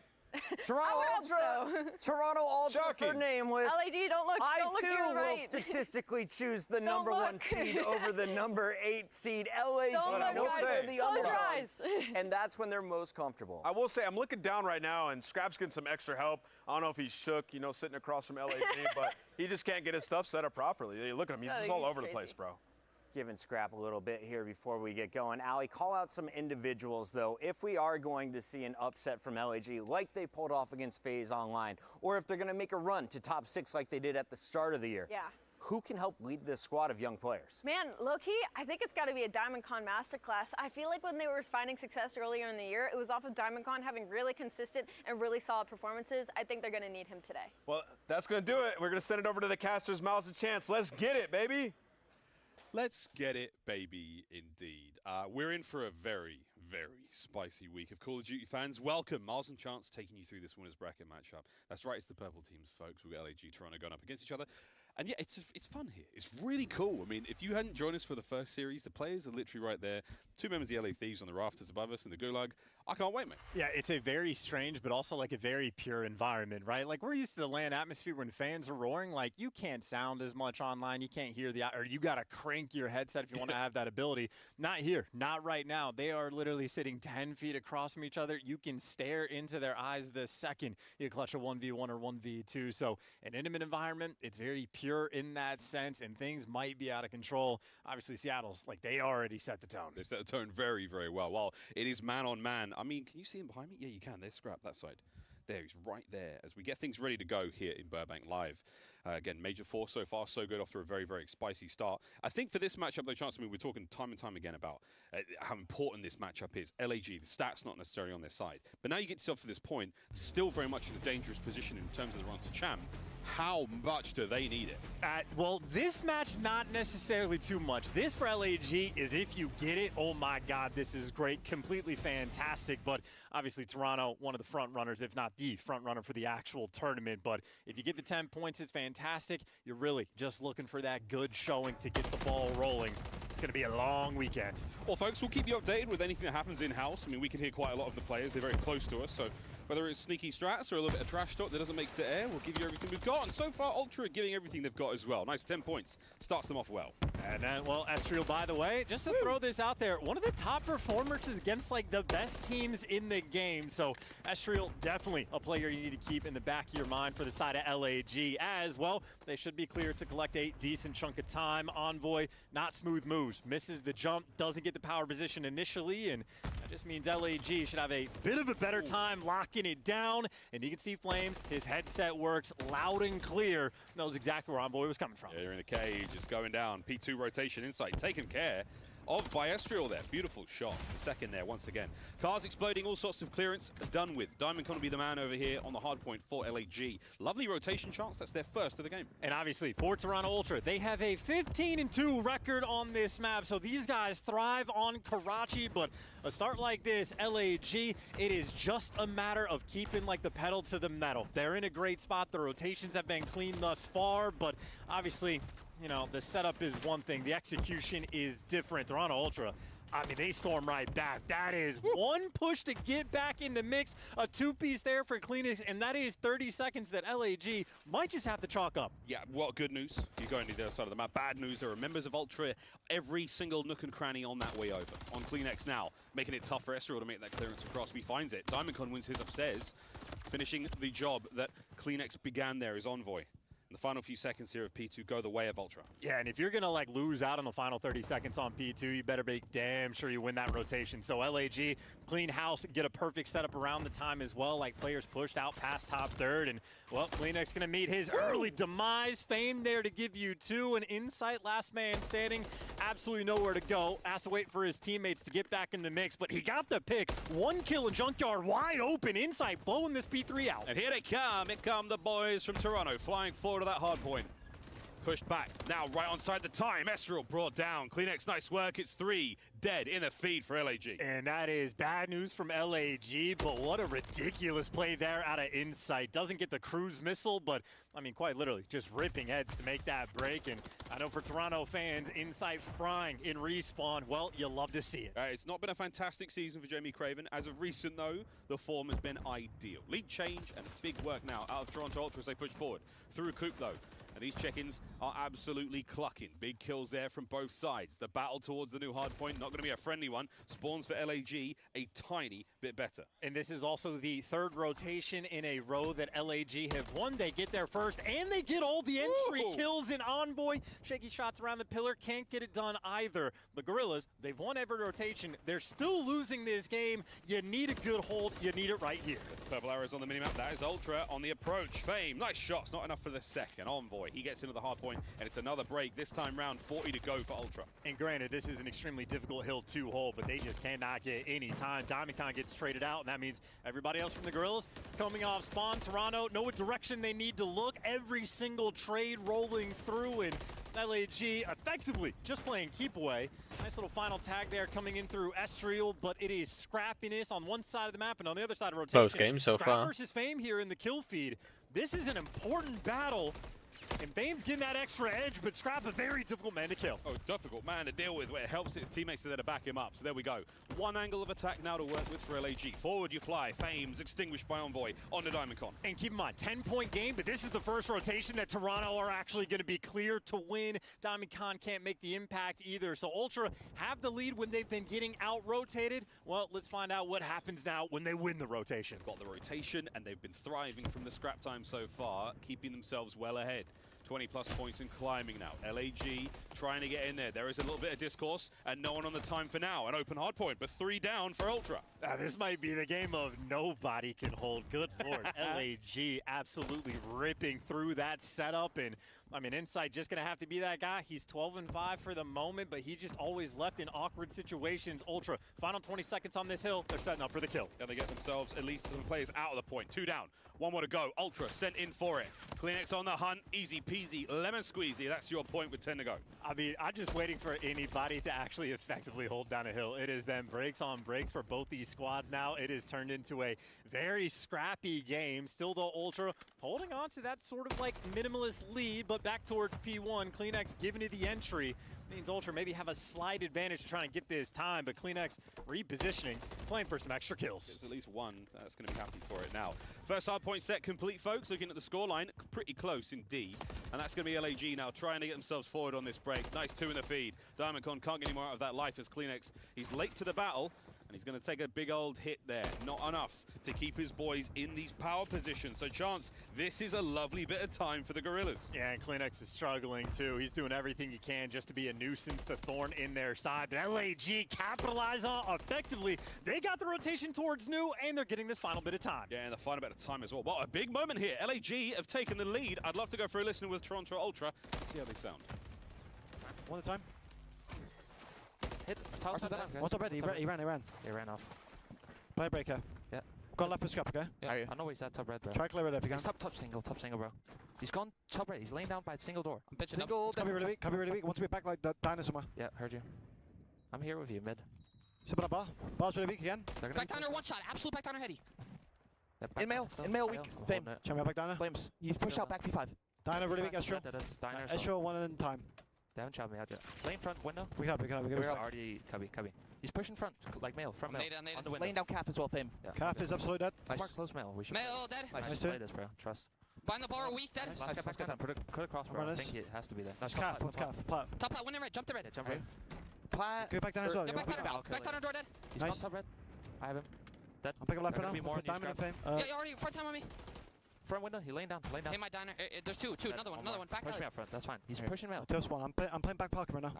I'm mail push, okay? Take care, right, boys. Yeah, I got an AR out. I can help you dirt, bro, okay? I'm alright. I'm looking low. They could be top. They could like. I can call the low back push out. Yeah, I can as well. I can help you. Alright, bet. I'm looking top towers outside. Shoot me. Yeah, just stay down. Top. I'm double mid. I'm dead. 2 mid.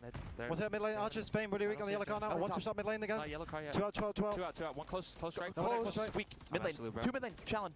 Already half all. One shot. They're going. Half all to the back dead. Nice. One more front Jump side. to me, dead. Nice. Fame, I think. Yeah. Mid, laying on the dumpster, one bike. Back half all, one time.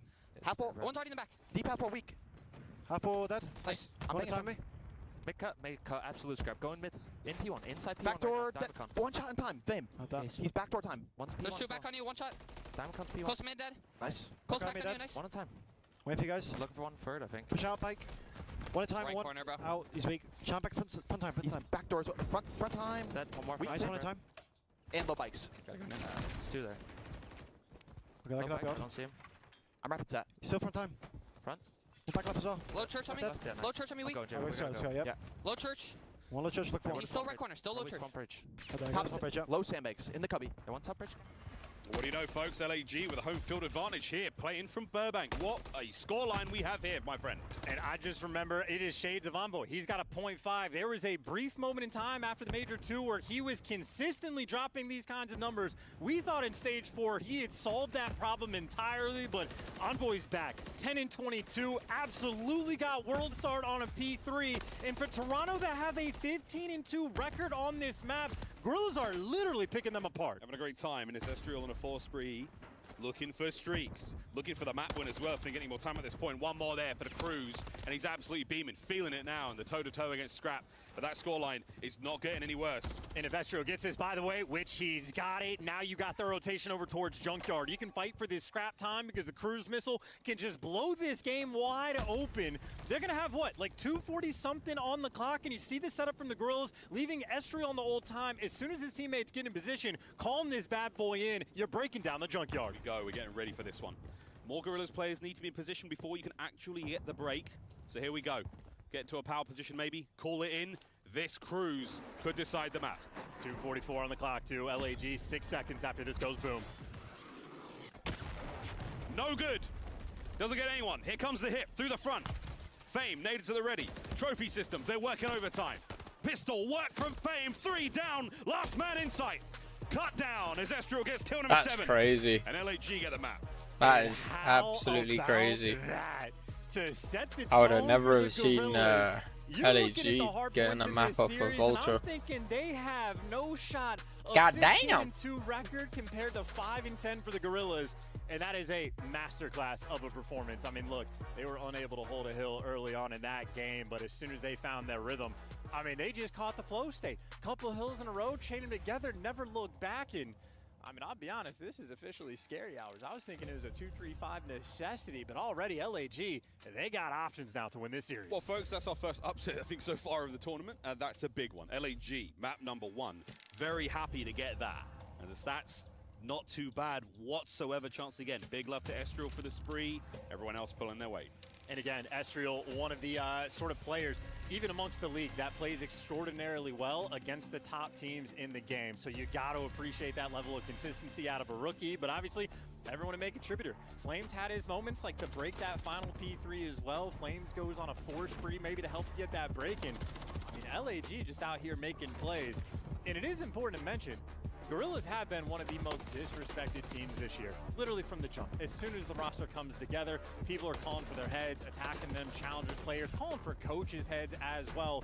These guys have been fighting, been in the mix, and even though online hasn't always been their best friend, they have leveled up in the LAN environment. And I mean, hey, I know it's only one map in, but that is not something I was expecting. No. This is just not a team you can ever count out. No, this is a squad that had a lot of promise, a lot of excitement coming into the early performances. A major team change. Salt leaves the roster. Flame joins in. And Flame with an incredibly explosive start to his time in the CDL chance. See if they can keep it going. 6-star on the way. And I know for the way that LAG sort of like ended their year in the online stages, they were very solid across the board. Pretty balanced hardpoint record. S&D control 50-50 down the line, which means these guys can fight. They like their map picks more, but they didn't pick that Karachi. Things pan out, and now for S&D, well, this was the biggest point of concern for Toronto. It is their hard point that has carried them through. S&D's been a touch of weakness. 6-star, definitely the map they're happy to see. They have a fantastic record on it, but that just means Gorillas, I'm expecting, have something cooked up. And look at the flat line there. After P1 in the second set, total flat line there. Lifeless work out of Ultra. As LAG, it was a slow and steady climb, man, but that is a big, big victory to start the series. And that flat line, that lack of pulse might have just been Envoy as well. Again, those are the scary signs for the team. He finished off 11-24 and a little bit topsy-turvy with that squad when he is performing poorly. And again, a map pick that they're comfortable on. Well, the discomfort officially going to set in. So Gorillas, drink the water, get geared up, listen to what the coaches have to say, and get prepared on 6-star. Because Toronto, well, their repetitions on this map have been out of control. They've been playing the best teams on it, and they look incredibly strong. I mean, this is a major sort of tonal shift, I feel like, for the Ultra Boys. They're excited enough and good enough to be in majors. When they play against large crowds, very, very exciting indeed. I sort of feel like with LAG, maybe they've got the advantage here, Chance. This is sort of like that Challengers vibe. Like, it's way more personal. They're across the road from you. You can make eye contact with your opponent after a kill. Like, I haven't had that kind of experience for a really, really long time, but I just think it might benefit certain players a little bit more. But we'll see if that is the case, folks. Our series still a long one ahead of us. 6-star on its way. And maybe just that game 5, round 11 to set the tone from the first match we had. Maybe going to match those vibes for this entire Thursday. So who knows what we're going to see, but Gorillas getting locked back in, ready to go on 6-star. And I'm with you on the intensity front. After a performance like that from Ultra, you might need someone to clutch that 1v1, stand up, start screaming. I know for Gorillas, not too shying away from the challenger sort of environment, but Scrap, obviously a guy, he was born in it, bred in that environment. He's not going to shy away from the challenge. By the time he saw the Pro League, he was a man, and it was simply noise to him. Over to 6-star we go, folks. Map 2. Is the pressure starting to mount slowly but surely here in this winner's bracket matchup? LAG, we said they were happy to be here, simply on the desk. And now we find out they're more than happy. They've got the lead. And that's what I'm saying. That type of disrespect. Even people talking about the champs race, LAG, everyone talks about it as if it's a pipe dream, which, don't get me wrong, 140 points. They're going to have to overperform here on LAN, but the potential, you always got to be on the lookout. As you can see, Toronto, no trophies round 1. Got to dodge some nades. Going to take things a little slow, but Flames holding on to the utility. Shots clearly ringing out. They're going for the retake on A. Well, it's a 3-1 here for Ultra. 3 players on the bomb site. The 1 player on that flank, that's going to be Kleenex. And if he times this right, he has 3 members of LAG to feed upon, and it might be the case. But again, they do have a man on the Vanguard. They do have a man watching the flank. That is going to be Estriel. He's got to go huge. Here comes the second nade. Gets it. Beautiful work from Fake. Yeah, a bit delayed, but the coordination's still there. And now Kleenex, the man watching the flank, can't get the first kill. And now it's all about the timing. It's a 2-2 split from the LA Gorillas here. 2 watching the flank, 2 towards the site. They're now directly on top of the bomb site, in sight. Nice shots, but that's the diffuser halfway through it, lads. No one's there to watch it. Who's that? Hitting the secret route. Has to get in there fast. Scrap. It's too late, lads. The round is long gone. Oh, and could you make it any easier for them? Give up site control. Kleenex doesn't apply the pressure through the middle of the map. Just backs down. And LAG, no time wasted, just hop it. Someone's watching one direction, DiamondCon paying attention to the windows, and the passive setup for Toronto, they get nothing off of it. And again, even just for round 1, saving the utility, waiting for the presence to show up, don't burn anything early. It's the double nades coming through for the Gorillas that got them that first blood. Beautiful stuff there. Players watching one direction, but certainly it was the boys of LAG who were in sync. Here we go to round 2. Estriel, bomb carrier.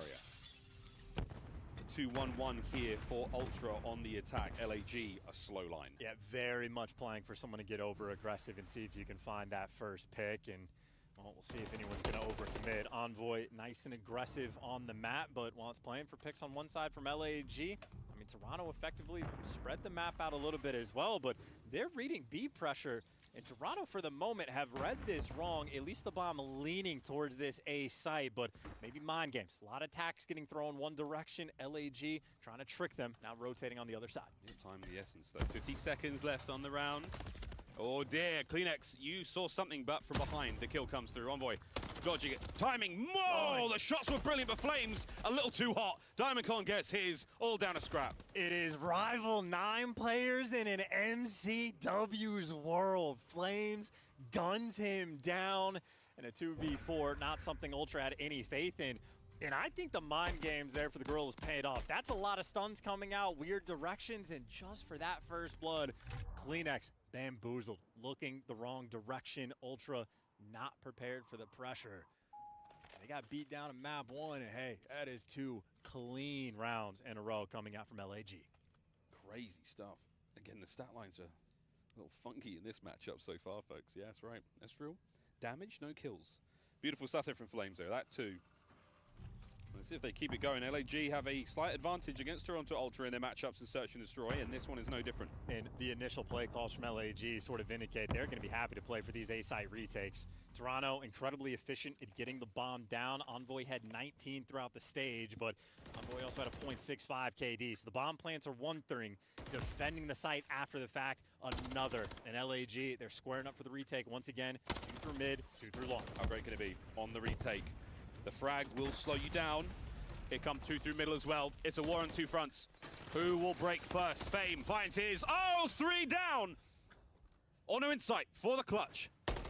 Can he get what he can? There's 1 and another round to LAG. Dude, and not even close. Flames 3-0, Fame 4-0, and everything operating like clockwork. And even the fist bumps I get to see absolutely perfectly synchronized. These boys have come to play. This is a very, this is very crazy. Nice showing LAG so far are on from LAG. fire. I mean, at this point in time, you're halfway to getting monkeyed. And yeah, and there are some top teams in the game going against Toronto with the form that these guys hit in stage 4 that would be a bit nervous. These are effectively like a full team of either rookies or very fresh players. Guys like Fame, it's their 2nd season in the CDL. They're icy right now on the main stage. No fear in their hearts, playing incredible Call of Duty. 3 rounds in a row. LAG just want to keep it going. Yeah, this is the way it goes. Fame, the man of the moment so far at 4-0. The 3 donuts of Toronto Ultra City, not known for that kind of confectionery. Let's see if they can find something sweet here, because they need it. And Toronto are hyper aggressive through the middle map. They're making the play call too. Diamondcon just gets caught. 3 players sprinting through on the flank. And LAG, you got to pump the brakes and try to figure something out. Toronto, they've pounced. Good luck trading that. Up close and personal, Flames get some damage in. Esther there with the immediate trade. That's the wrong gun for the wrong fight. The bomb down. And Fame fighting for his life. Can he get one more? No. Ultra finally get on the board. Yeah, and look at that play call. Punch him in the mouth, triple up through the middle of the map, and there's just too many bodies there for the trades. Every single player that was tagged up, well, their friend now goes out for the challenge. So LAG, just so many players chowing out and someone there to back them down. So a trade efficient round.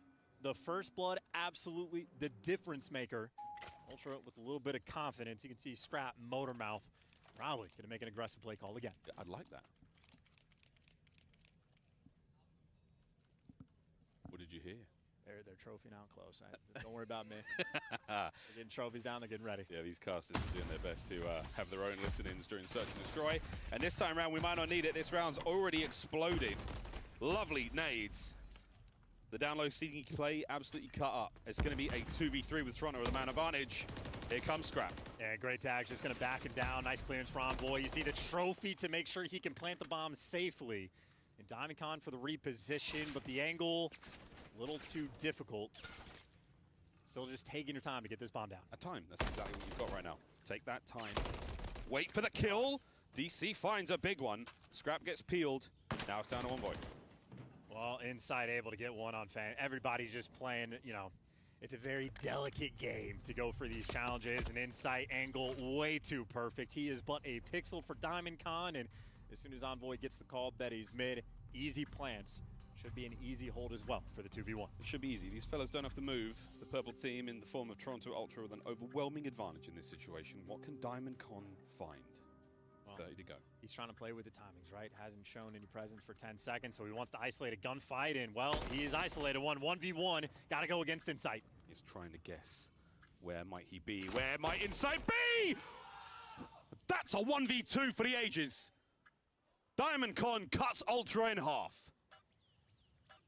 And cool is Ice too, just grabbing a sip of that water, a 1v2 against a world champ and the most clutch player we've had over the years. Diamond Con out here getting it done.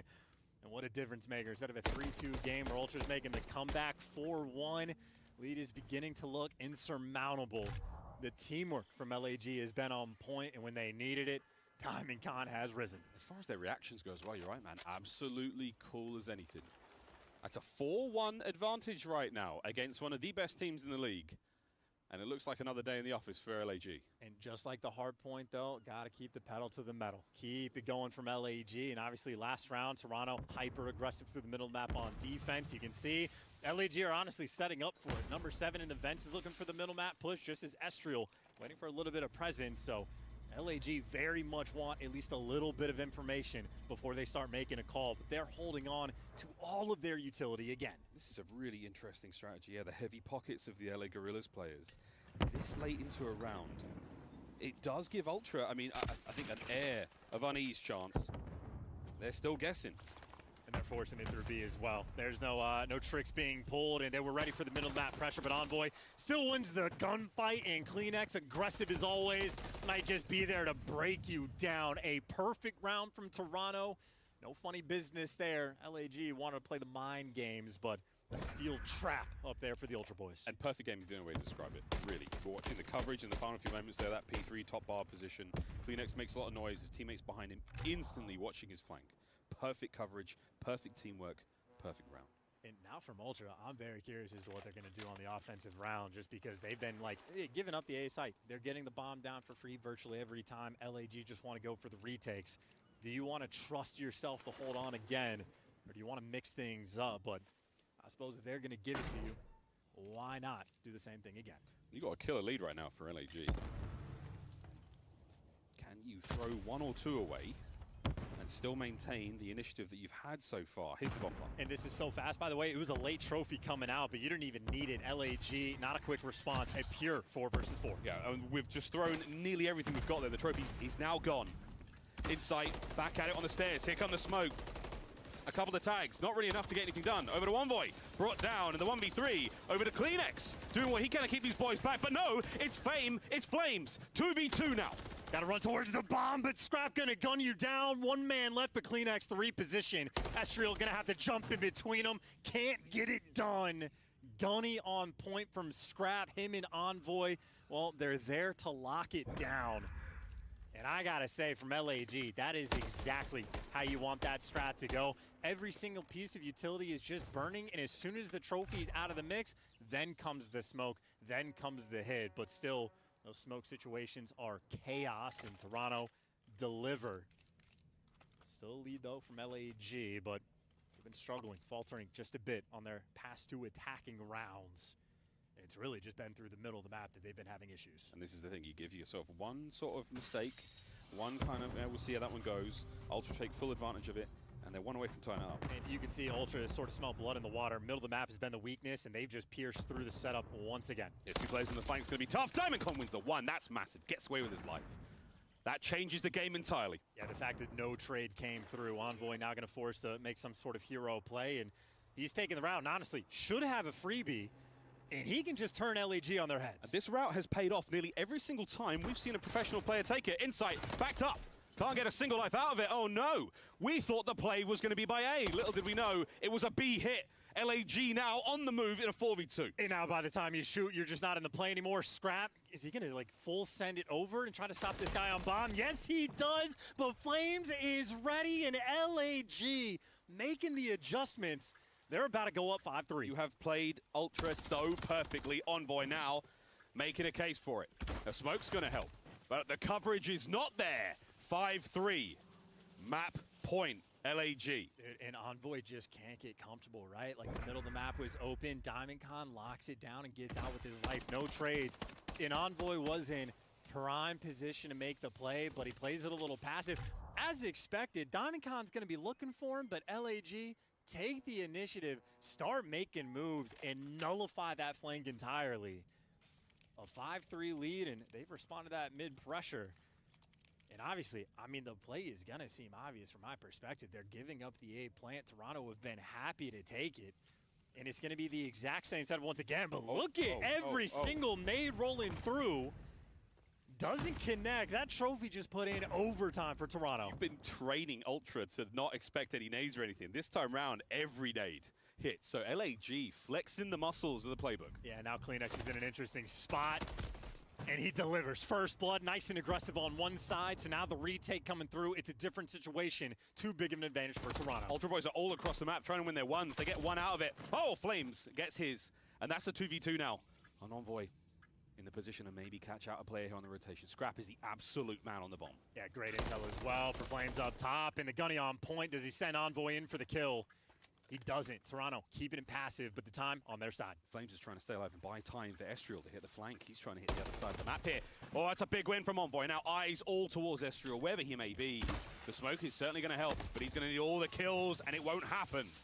5-4.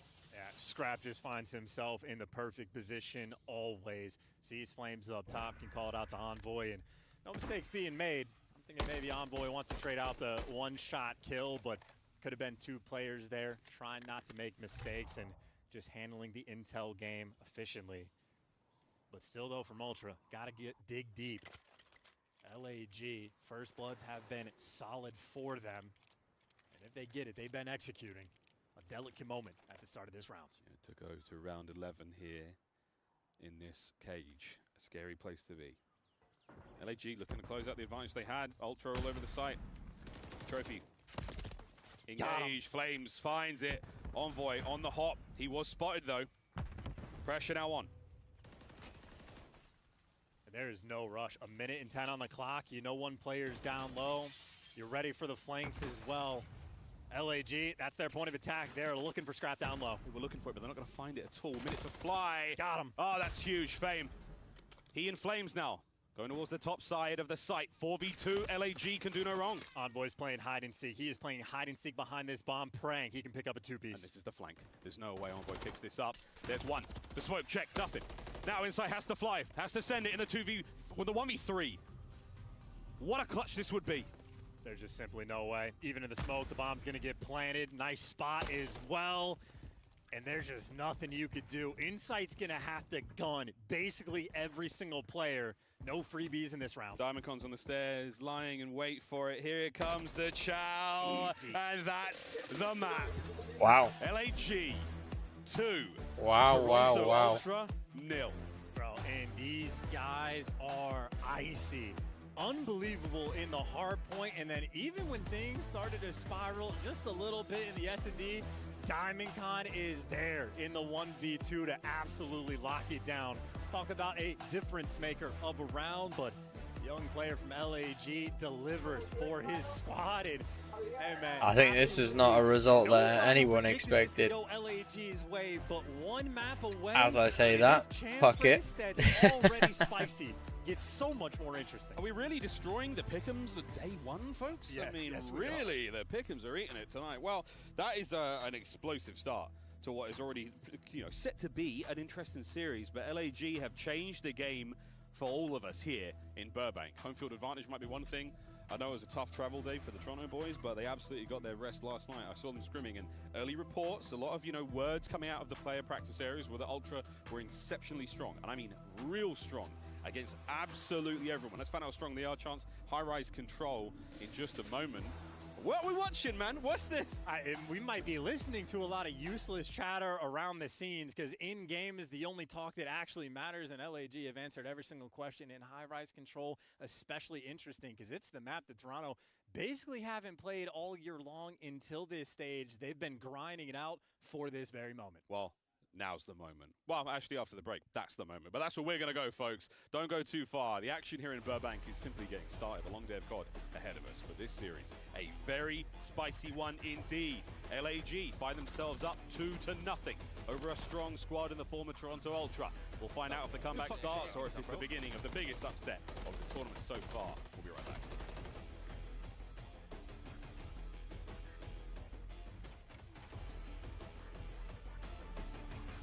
Upgrade your game with the Scuff, the official controller of the Call of Duty League. Scuff Gaming is doing an ultimate giveaway where you and a friend can win a chance to go to COD Champs this year. The giveaway includes 2 VIP tickets, travel expenses, and more. To enter, scan the QR code on the page or go to scuff.co/CDL and enter your email. Terms and conditions apply. The Call of Duty League is brought to you by Monster Energy, the official energy drink of the CDL.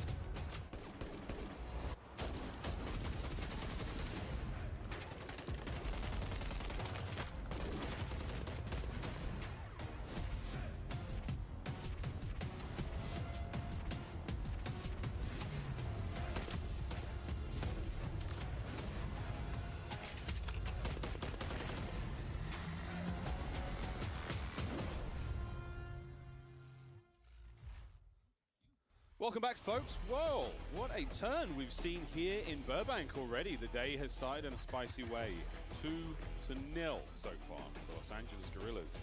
The big bad wolf chance, we got it all wrong. Turns out it's those guys. This is ridiculous. This makes the race for champs infinitely more interesting. 170 is sort of that magic number that we've been talking about recently. It's not a guarantee. Tiebreakers could be weird, but if you get to 170, your spot for champs, you go to 90-something% likelihood of making it. And if LAG win one more map against Toronto, that is where they get. All of the talk in the town has been about where those champ spots are going to be. We're talking about Thieves. We're talking about Heretics. We're talking about Seattle and Vegas. Everyone except for Guerrillas. Nope, like everyone's counted these guys out, and here they are against the toughest matchup you could really draw in round one for this tournament. And they've so far answered the call, but it's one thing to be up 2-0. It is another thing to win. We know the resolve of the Toronto boys. We know they can make this comeback. It is up to LAG to get it done. Yeah, they can defeat themselves, but can they tame the Lanimals is the real question I've got right now. It's been a tough one so far for Ultra. Energy has not necessarily been there. But this control could go on for a long time. And Insight, a lovely two-piece hit, potential for it. Estral, though, smooth moves. It's Scrap there with the pickup. And you can see that streak there. There's a 6-map win run in control. Let's see if we can make it 7. Yeah, this is quite literally the map for Toronto that they've focused on the most. They never wanted to play it. Their Karachi control is absolutely bonkers. Their invasion is solid, but they wanted more. And it's moves like that on high rise where Ultra want to dagger you. They get the 4 down. They put LAG in the spawn trap, and it's a newer map for these guys, but you saw it 6-map win streak on it. And when they get those 4 down in defense, they never let up. Beautiful shots from Kleenex. And the comms we can hear now are a lot more spicy out of the Ultra boys. There's a lot more going on. And Envoy there with the 4 and 2. Pressure. Nice shots from Scrap. Trying to clear up the last player there on B. Oh, but he pushes right out. Fame stays alive for a Mo. Insight there with the trades. We're all good. B once again safe with 30 seconds to go. Yeah, perfect coordination, perfect trades, and well, even Semtex is in the right moment. A single trophy on this A zone right now. When you see the extra nade that rolls through from Toronto, the nades are perfect to clear out the A site. These guys are efficient. This round of defense has been like clockwork. 20-13 on the life count. LAG, no signs of life. Fantastic, but not perfect. That single segment lost. That goes in the pile. We'll see how that plays later on. Over to B, 15.7. The attack now from Ultra so far, very decisive. They're still getting the capture done though, Chance, and at this rate they'll get the segment as well. Well, it's only a solo capture though, and that's the big problem. LAG just simply cannot get out, and they are getting overwhelmed. And there's Envoy, slow starting the hard point, but 8-2 and a 4 spree right now. If Envoy can connect with a potential cruise missile, that could be massive. You see Envoy in the feed, that's number 5. Can't quite get it done, but still devastation in this round. Oh, that's terrible news, but that's the segment. Wait, the play not done just yet. Trades complete.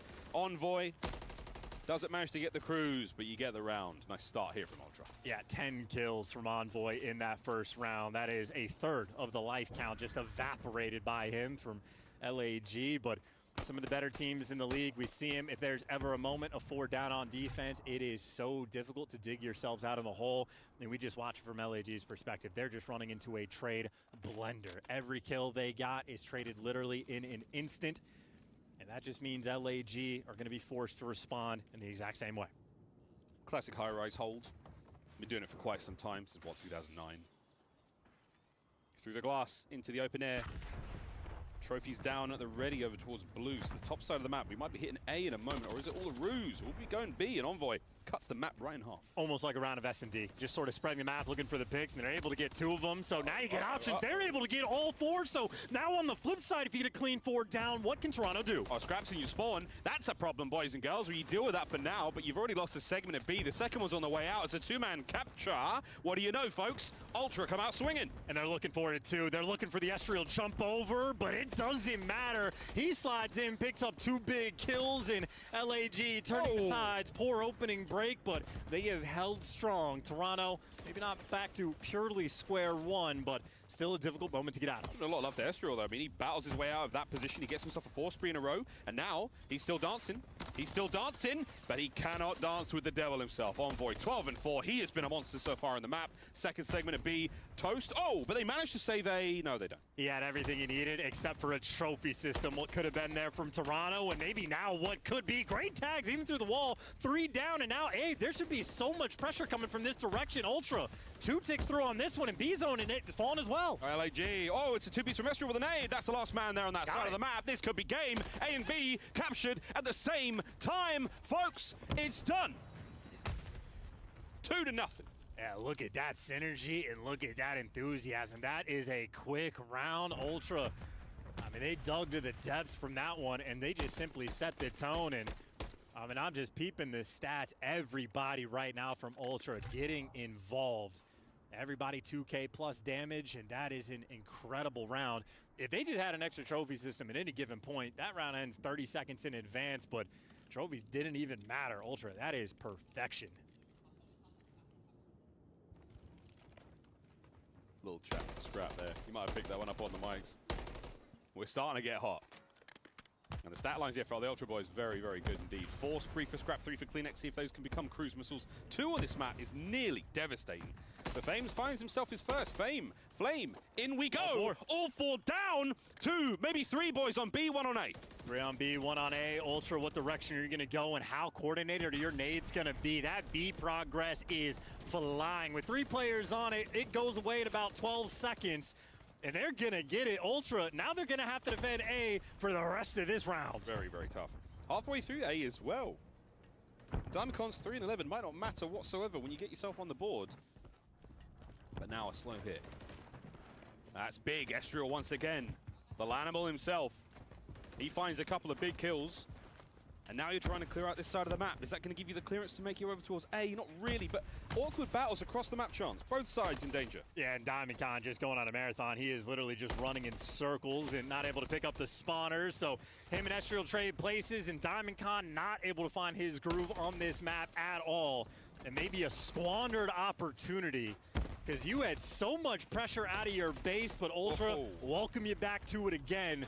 This round could have been so much different, but Gorillas lacking the aggression they needed. Well, they may be lacking the aggression here, but they found the special work there on defense. They've fought their way out of spawn. Estriel, the man, once again, tip of the spear. Able to get at least past the turret. Can they get themselves towards top heli? And that's where CleanX is trying to slow him down. And this could get big. 1 wave of kills, and it might be the map.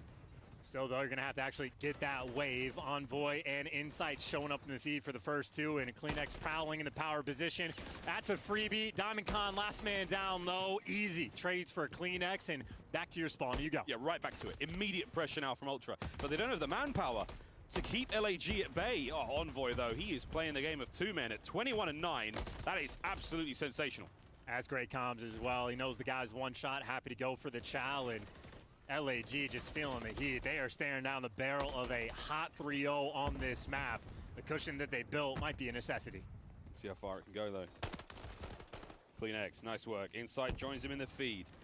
LAG, oh wow, they have just been caught at every single possible avenue of attack. This could be 3-0. 20 seconds to go here in map 3. Yeah, again, Diamondcon starting off 3 and 11. They had so much pressure on the start of this round, but they have just been suffocated. One more push, though. Everybody's still up. 10 seconds left. You gotta take a miracle. It's not over yet. Scrap, Envoy, find theirs. Diamondcon, oh, okay, he and Fame join up, but Insight there where the Renetti goes big. Scrap, the last kill. And that is that. The map barely had begun. 6 minutes and 42 seconds later, Ultra 3-0.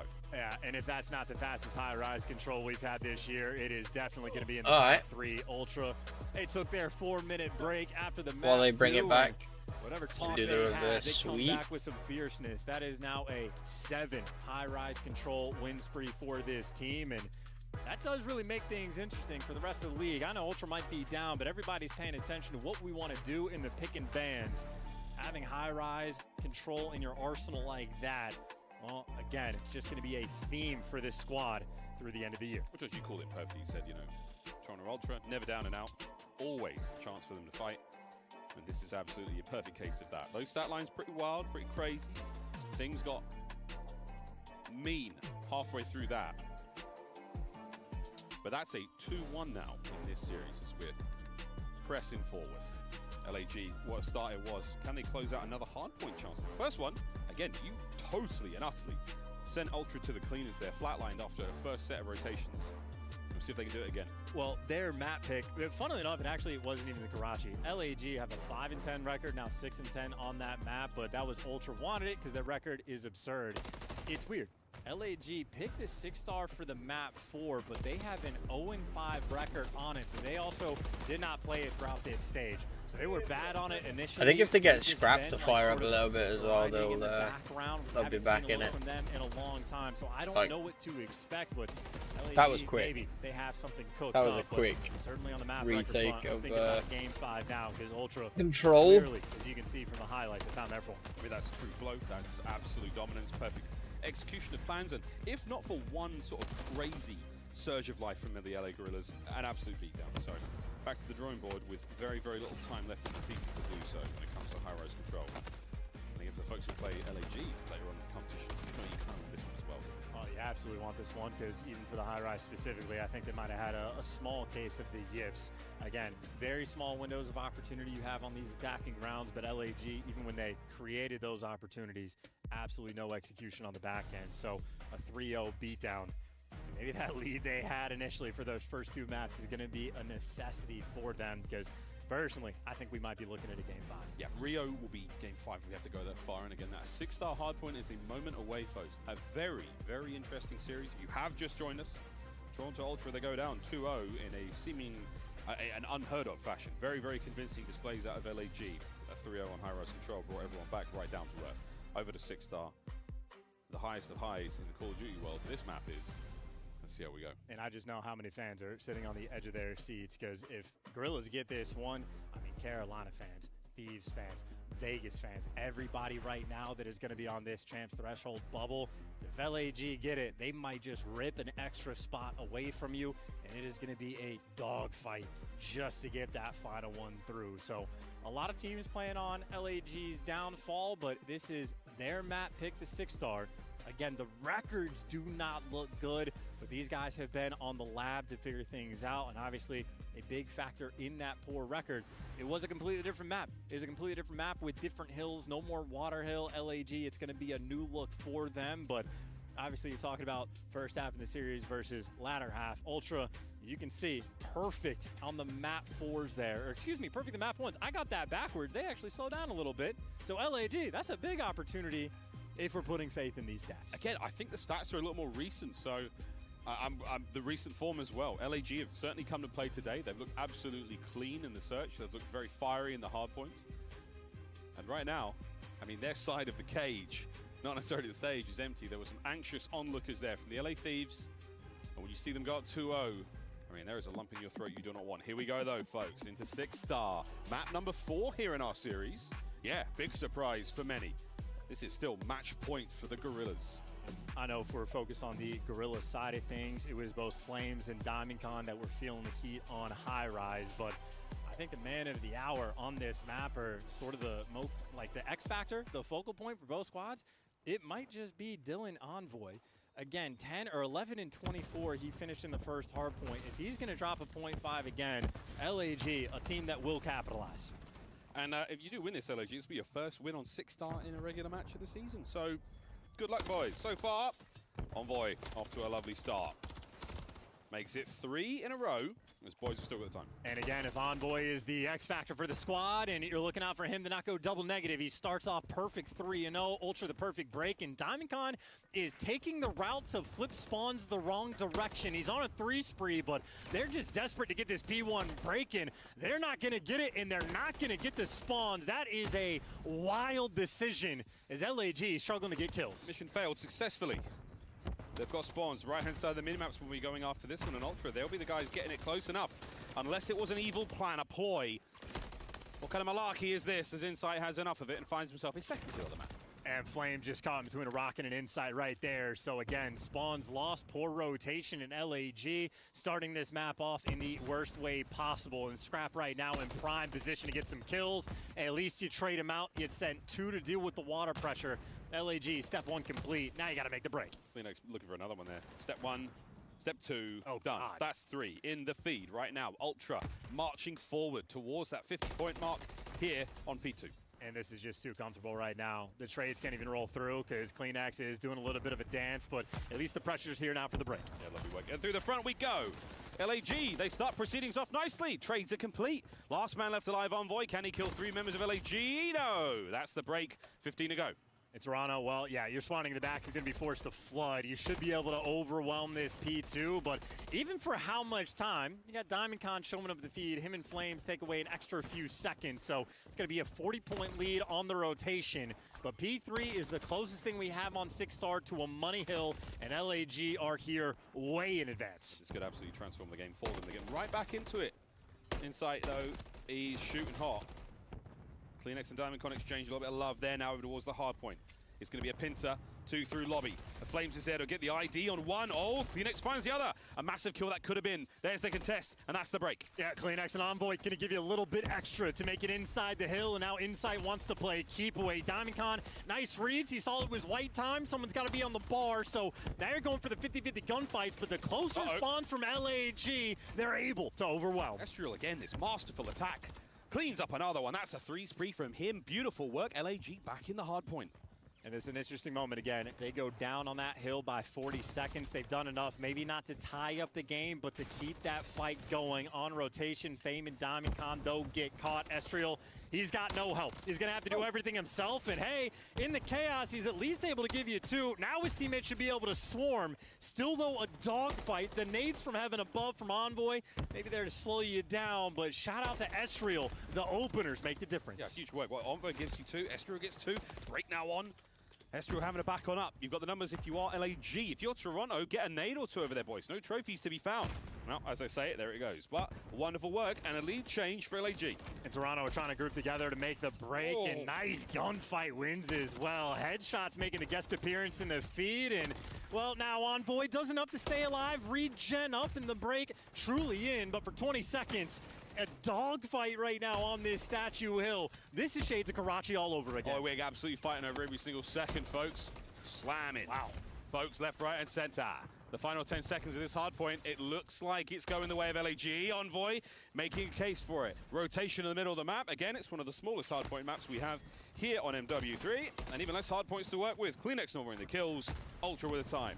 LAG, though, man, these guys have come to play, and we talked about Envoy, the fear for going double negative. Right now, that's Scrap that is struggling to get kills, so unexpected from Ultra. It's not typical for this man to be shooting slow, so you think it's going to heat up, but in the meantime, P1, the biggest struggle point from LAG, well, they've made amends. They've got the break. They got the pressure. The only thing they want now is just going to be those spawns. That's the time. Will we make the same mistake as the first go-around, LAG? Will you give spawns to Ultra seconds before the hard point pops? Hopefully not, but you're going to get 3 down.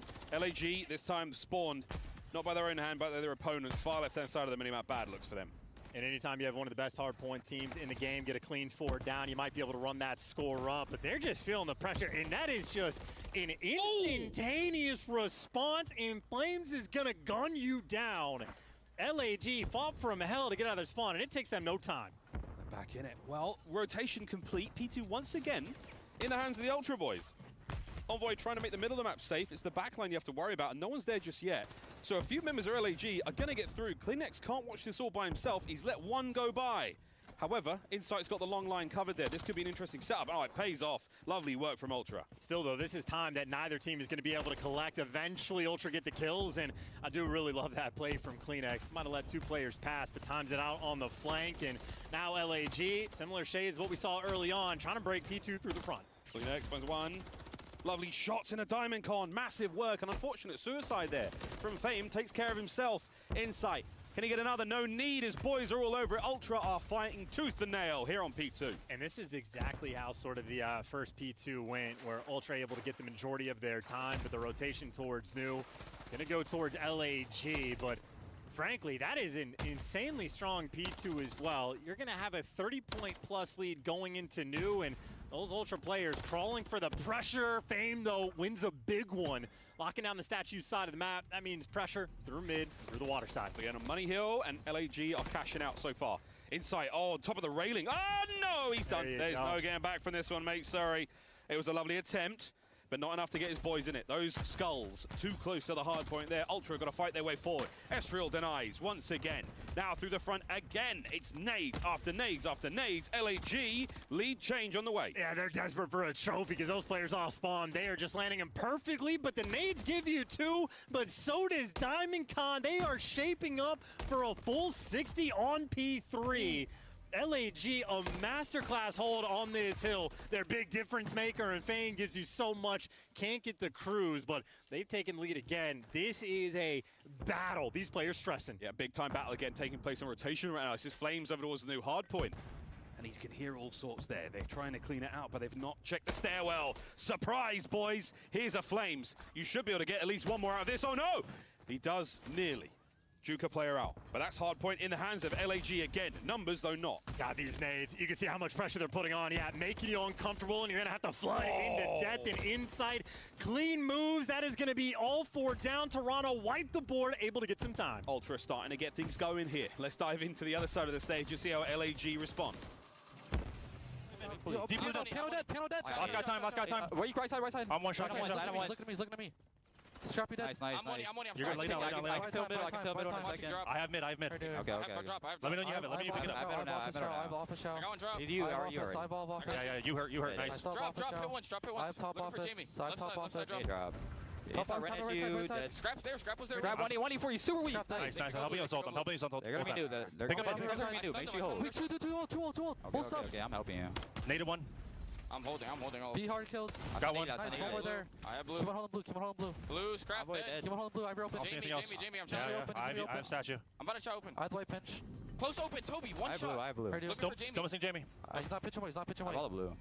He's on me open. I spawn you. Blue, 1 HP on white, blue. There's two. White and open. Blue dead. I got blue, half health. I spawn on mine. They're gonna spawn top blue. Just drop the time. Drop the time. White spawns here. I'm pinching. Heard you. Yeah, I'm coming blue. Give me a second. I'm trying to play through. It's on me. Yeah, no, he picked it up in white, Jamie. Open. Yo, should we? You weak scrap. Open dead. Scrap weak you. Scrap weak you. They're side you. DJ one shot. DJ living. DJ living. I'm trying to step you. Get in the DJ. That's gonna be our close bars. One to be open. Yo, R bar and DJ. One to either bar. One to scrap their bar. Here. Yeah, I'm looking for it. Blue's open. I'm going vent. I'm trying to take some map. Vent already. He's in vent. He backed up. Toby. I'm trying to go to peek. Give me a second. They could be open. Back ring. Vent. One vent. He ran back to blue. He's playing his low scrap. They're gonna go deep. He might go blue scrap. That's one deep. Scrap got him off streak. One more deep back. Open with you should. Deep left. He's holding from middle. Watch your drop. I have Drop one point. Hit me, Kitty. They're gonna try me, Kitty. I'm fucked. Try and set. Drop weak scrap. I'm trying to left time. Two time, one Kitty. I'm gonna Kitty. 2 front time. I have Kitty. Got you. One push down front, guys. He's gonna play front B2 then. You guys can double blue. I'll play front. Yo, back blue, Hearthstone. Telling off time, Scrappy. One Kitty. He's back blue. I'm winning. I got tax on Kitty. Got one front time. Nice. Blue, I'm way dead. Time. I'm winning. They know I'm in the bed. I can't tell. I'm bucking one shot. Shot for front cab. Front one shot. Kitty weak. Oh, God. Well, despite the lovely listening from LAG and the brilliant comms, oh, boy, Ultra are alive and kicking, and this Ezreal doing it all, mate. Dude, what a play just to give you 3. And now that could have been a moment for Ultra to run the lead up, and Ezreal somehow digs from the depths, and now you get to play keep away. And now from LAG, they're going to have the rotation to P3 for the 3rd time in this game, down by 20 points. Last time they gave you a full 60, and if they get a full 60 again, they win this game. Here we go. Will we see a game 5? Will we be going to Rio? On Ezreal, the playmaker, the masterclass again. Finds himself 2, holding it together. Here comes the next wave. Oh, wow. Diamond Con has had some issues with the timings, but he's able to get out with his life, and that is all 4 players killed there from Ultra. Beautiful stuff right now of LAG. They continue to hold on. Scrap, though, trying to fight forward. Oh, it's a stick right on top of the dome. Ezreal again. What a 3! This man is a god. He is playing out of control against the best teams. Ezreal rises to the occasion. LAG, 20 more seconds, they get this done. About time we got a trophy in play here. Flames finding 1. Over the top, though, come Ultra, and it's a clean, hard point for now. Ultra stay alive. Well, and this is going to be a foot race, too. You still want to get this extra time. That's final 10 seconds neglected. LAG will need 5 seconds, and look at Ezreal in prime position to be the cutoff man. Uh-oh. Can't gun him down, can't get the cruise in his team. Well, they can't get this time just yet. One break is all it's going to take. 5 seconds of time. Flames playing patiently, waiting for the moment of strike. That's the strike. The iron was hot. The man is in. That could be the series. Scrap fights for it, stays alive. But ladies and gentlemen, that's an upset here at the Major. The absolute dagger.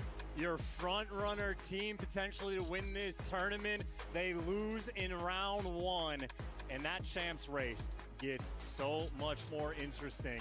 It's not enough. I don't think we can call it a guarantee, but LAG have now hit that magic number of 170, and that puts so much pressure on everybody else. So LAG might have done it. A bunch of rookies, fresh faces we have to the CDL, but even in the comms, Miles, that's some vet stuff right there. Nobody's feeling the pressure. Ain't no nerves coming out on that side of the stage. Those guys were on point, and we got to give the credit to Estriel as well. One of those front runners for Rookie of the Year. He was making literal godlike plays to end that game. Absolute animal, man. I mean, we saw some ridiculous strings. Gorgeous work there from LAG. 3, Toronto Ultra 1. That is a shocker to start the Major off here for them. And again, hearts ablaze here in Burbank from the boys of LAG. Hearts sank for everyone else on the bubble there. That has just made this tournament unbelievably deadly for those there. Dude, and Estriel 36 and 31, 6K damage as well. That is clearly absurd, and I know we're going to be able to look at some of the highlights that he had where things are just falling into his lap. Literally 2-piece inside events. He's dead to rights, guaranteed to die, gets to stick off. How long does it take to Kobe someone again? Literally like 2 lives later. Peaches of grenades. I mean, bow down to Estriel. That might be his best series he has had all year long. And again, LAG is a team that every expert has counted out. They get dished up Toronto in round 1. Nobody thinks these guys can do it. But here they are, guaranteed top 6, 30 CDL points. That is a spectacle of a performance. LAG out of control. Well, I'm not sure if we're on camera yet. No, we're not. We just fist bumped most of the LAG players out there. Fame said, man, my season was nearly done, if not for that one. So well done, folks. What a start to the tournament. Look, a lot of experts said that LAG weren't necessarily going to make a splash. The 3 up there, they counted them out big time. They said they were just happy to be here, but boy, were they happy to be here. 3-1 the final score, and a brilliant performance out of all those players. Disgusting, disgusting work. The man of the moment, though, is Estriel. He's right behind me with Blaze.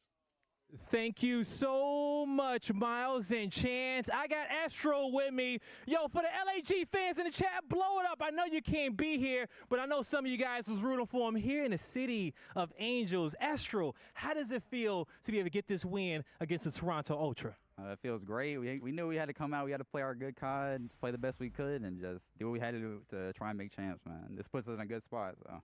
Definitely does put y'all in a good spot, and the job's not done. I know you guys want to come away with a dub for this tournament, but talk to me about this series and how proud you are of your teammates, especially in the hard points, to really shut them down and ice up the way that y'all did. I mean, usually we made a lot of mistakes sometimes at the hard points, but this time we knew we just had to play our best card and make no mistakes and just come out and play our best game. So we knew what we had to do, and we came out and executed. So you definitely more. You definitely did, and you know, you got a lot of people clinched in the back, okay? You upset a lot of people getting that win. I don't know if people wanted y'all to get it, but you got it done. What do you want to say to the LAG fans that supported you right now in the chat? Yeah, I appreciate everybody supporting us all season through the highs and the lows, and we're here, man. We're here. Hey, they're here, and it is not over yet. Show some more love to LAG, but that's going to do it for us on the stage. Chris, what's going on? What a fun series. Let's just say that. And congratulations to LAG. We knew they could finish top 6. We didn't have this route on our map. No. So let's take a look at what went down in this series. It started off with that game 1 surprise hardpoint win. You said it was going to have to be a 2-3-5 nameless. Who did what in game 1 to get him the first hardpoint win? I mean, we're talking about a Karachi where Toronto's 15-2 on it on the season, a map that LAG has struggled on. Just great plays. I mean, the second rotation, get a majority of time on that P2. Toronto's setup on P3. Guess what happens? LAG, just like Estrio said, we just need to slow down and play our game. Slow, balanced effort on the break. They find the first kill, they get in through, and they blow the game wide open to win by nearly 100 points on map number It's 1. crazy, man. We go into that game too. Nobody Now, had what happens? LAG First beat bloods an Ultra. left and right. Nobody. Kane picking up 3 in that search and destroy. They just took, I feel like Wow. LAG in the series just really took advantage of the maps Well that they done. were allowed to put into the lineup because, first of all, that Karachi win was the most impressive one in the series. First of all, it shouldn't have happened. You're talking about Toronto Ultra, not only that it's 15-2 on it, but also was 7-0 undefeated in map number 1s, and LAG had yet to beat them in a respawn in their last 3 times matching up. So being able to steal that map 1 was everything because they get their best search and destroy in 6-star in map number 2. You can throw away the high rise, allow Toronto Ultra to have their best control, and then you get one of your only decent hard points in 6-star for Talk me LAG. through this final few moments, though, because it was 220 to 212. How does LAG lock it in? I mean, yeah, like, see, Toronto are coming through security, and the trades just go LAG's way, and it's only right that Estrio closes it with the 2-piece there, the 3-piece prior to that, and the hill before, like, unbelievable plays. Mind you, Chris, they were 0-5 on 6-star, didn't even play at this stage, and they come out to beat Toronto. From 140 points in 10th place all the way up into your top 7, if we ended the tournament right now, LAG would be going to champs.